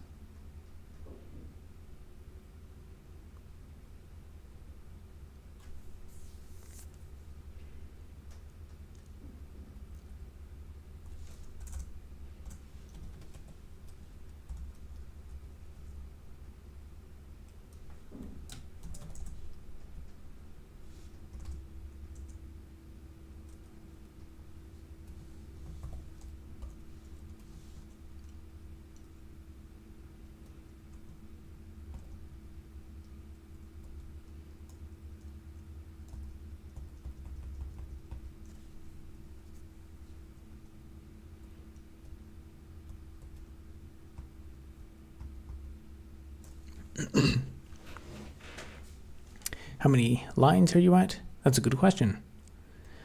I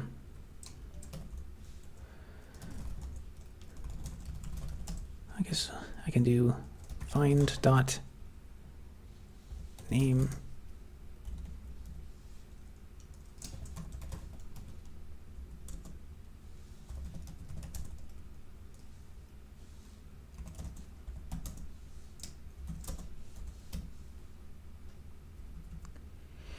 actually no, I want to do, let's do cat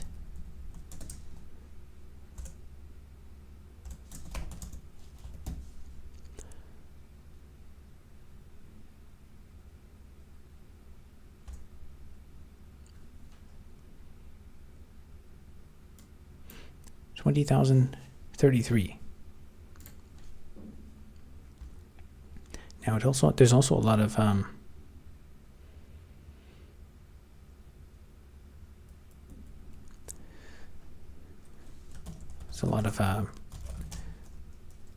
what do you call it, intros at the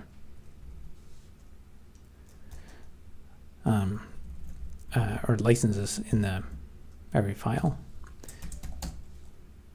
So let's see, there are 30 lines.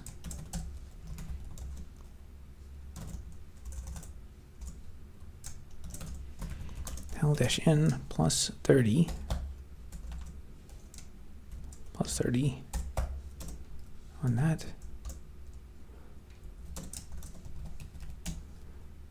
Okay, plus 31.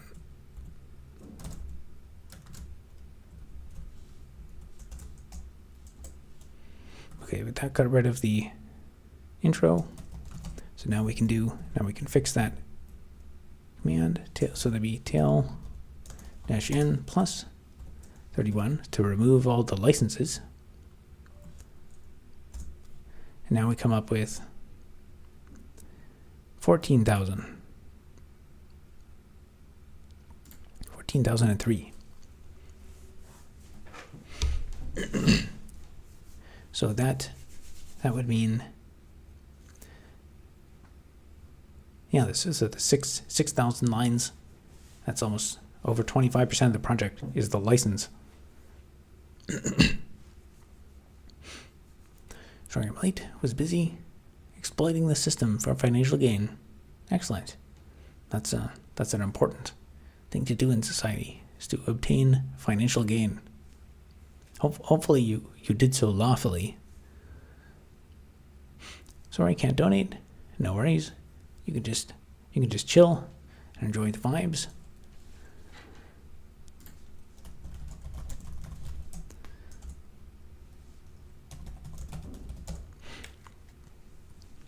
$14,000, still way bigger than it looks. Yeah. There's a tremendous amount of logic.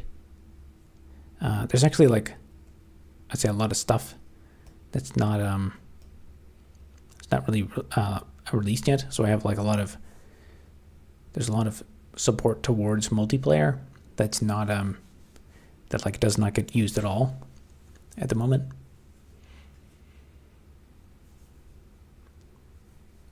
Are you working on it with other people?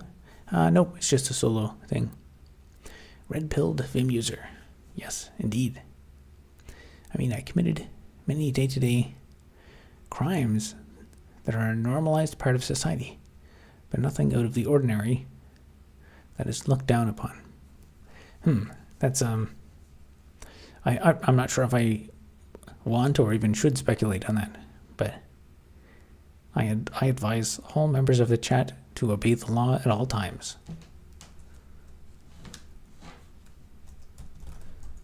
Obeying the law is my favorite activity.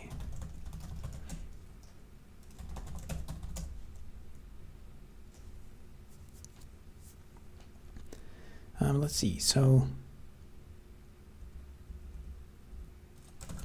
what was the last null pointer I got?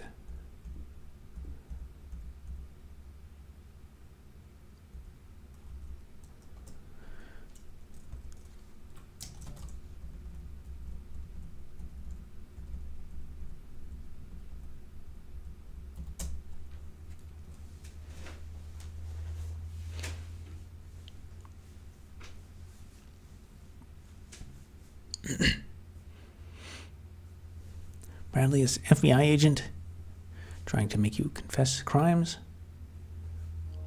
Maybe, you never know these days.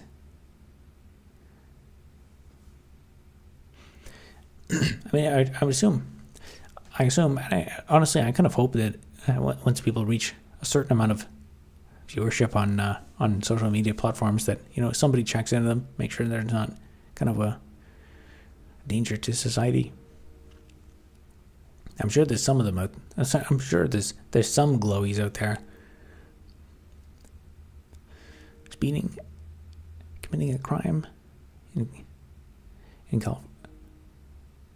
Committing a California stop in California and parking within 20 feet of a pedestrian crossing or intersection.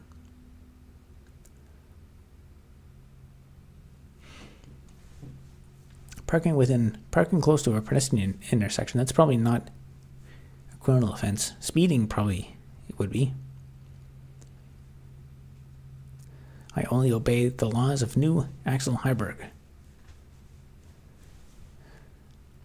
Yeah, I was kind of thinking what would be the law system. I think I would start off with just a copy and paste of Canadian law. That'll make it simple. And then as we go, we just figure out which ones to fix and get rid of. I don't know if YouTube moderation or the law knows what world domination actually means.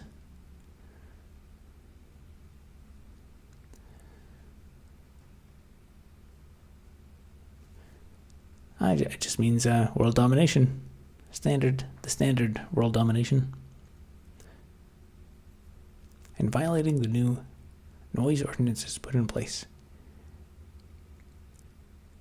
which my stock vehicle violates. Well, that's probably not a criminal act, probably just like a bylaw infraction or something.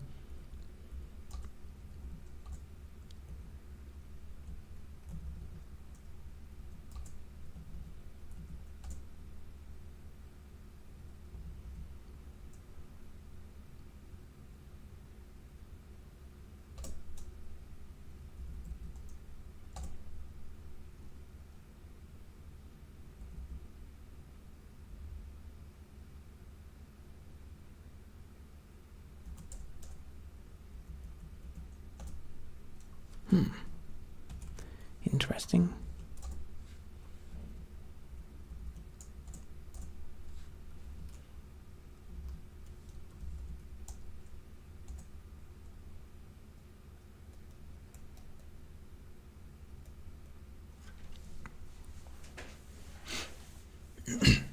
My tire tread is low. DOT violation. Yeah, once you have enough laws, you can get people for anything. That's how those authoritarian dictatorships work. You just slowly make everything illegal.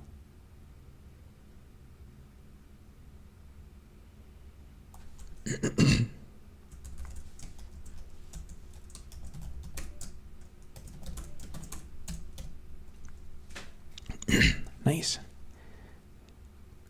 Nara Coding sends $2. I hope to be as good as you at coding one day. Thank you very much for the kind words. I don't know if I'm necessarily someone to look up to. I should be, I probably should be using more modern IDE and like incorporating all the AI coding stuff. I keep trying to, but then I just fall back to old habits.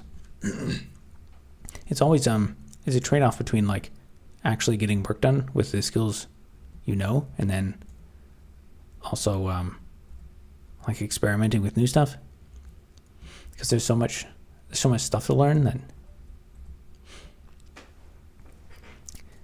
now, bro, your hero status. Oh, thank you for the kind words.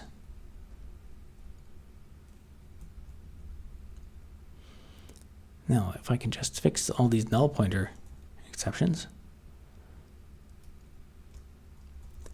I think I might not be. I have a couple different methods for opening the help menu here, which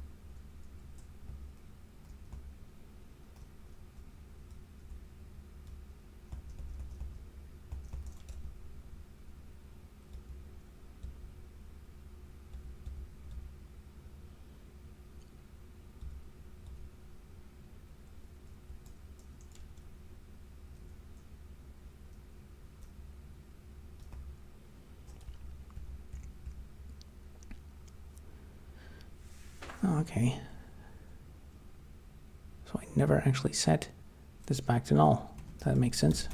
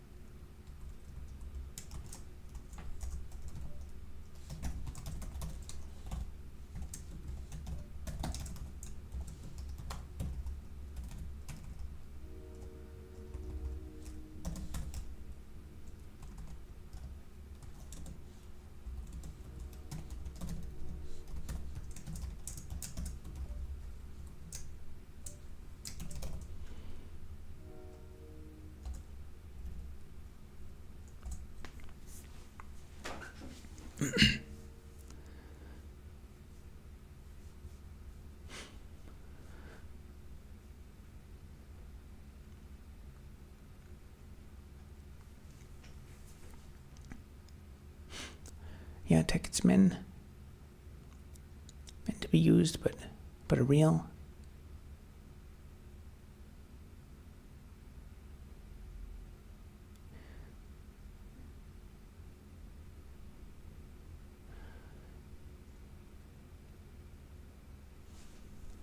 I'm not sure I understand that, but yeah, tickets meant to be used, but a real one that's limited edition.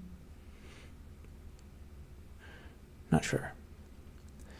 And I threatened violence. They laughed, was in line. They sort of got the line.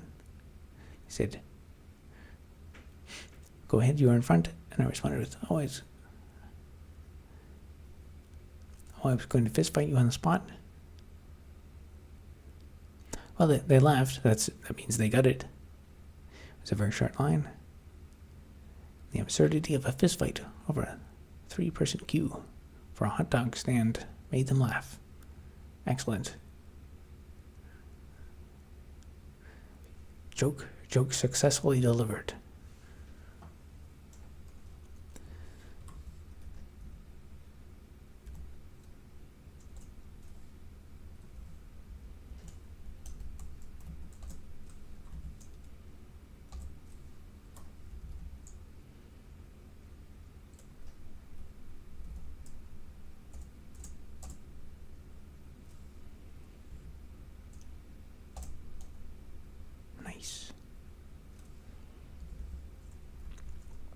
Okay, that was with, I have 2 different ways to open the help menu, which is kind of like I'm gradually building up the functionality.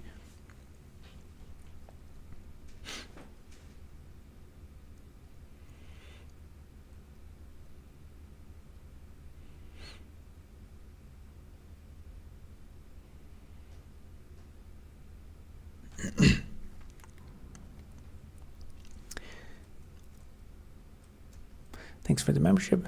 I guess it's the YouTube algorithm has chosen you. I don't get to assign them. It's like it's automatically given out based on some mysterious AI.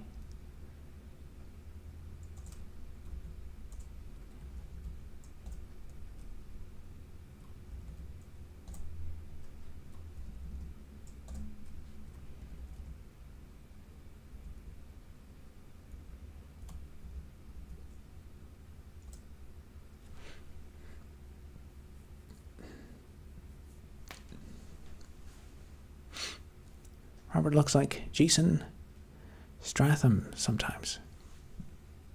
I keep getting people keep saying that I look like random people, and then a lot of them I look them up. Like some of them I'm like, I kind of see it, and then like someone said I look like some hockey player. the other day, and then, or I think it was today. I saw a comment that's like, "You look like so and so," and I looked them up, and I'm like, I don't see the resemblance at all. I don't know who Jason Stratham is. He finds the most broke person in the chat, gives a handout. I think it's probably it uses some AI to determine, I guess, who's most likely to benefit. It probably figures out like what person is most likely to like give money to the platform or something in order to maximize revenue.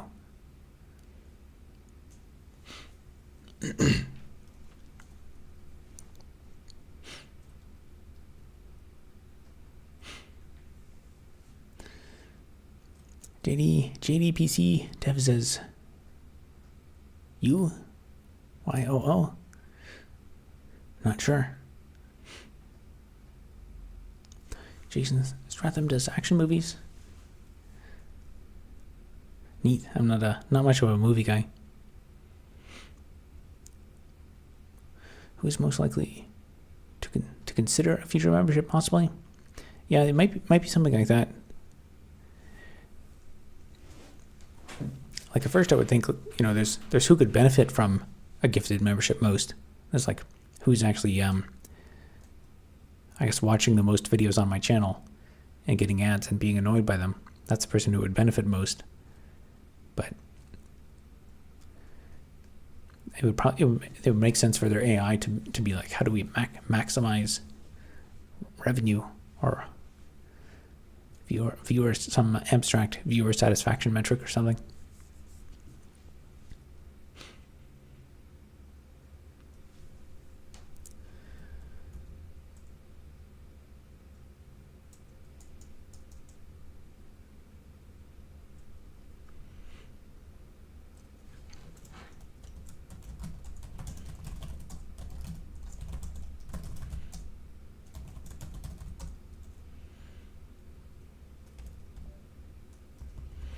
Wow, we didn't even write much code tonight. I guess I actually committed once already, so. Okay.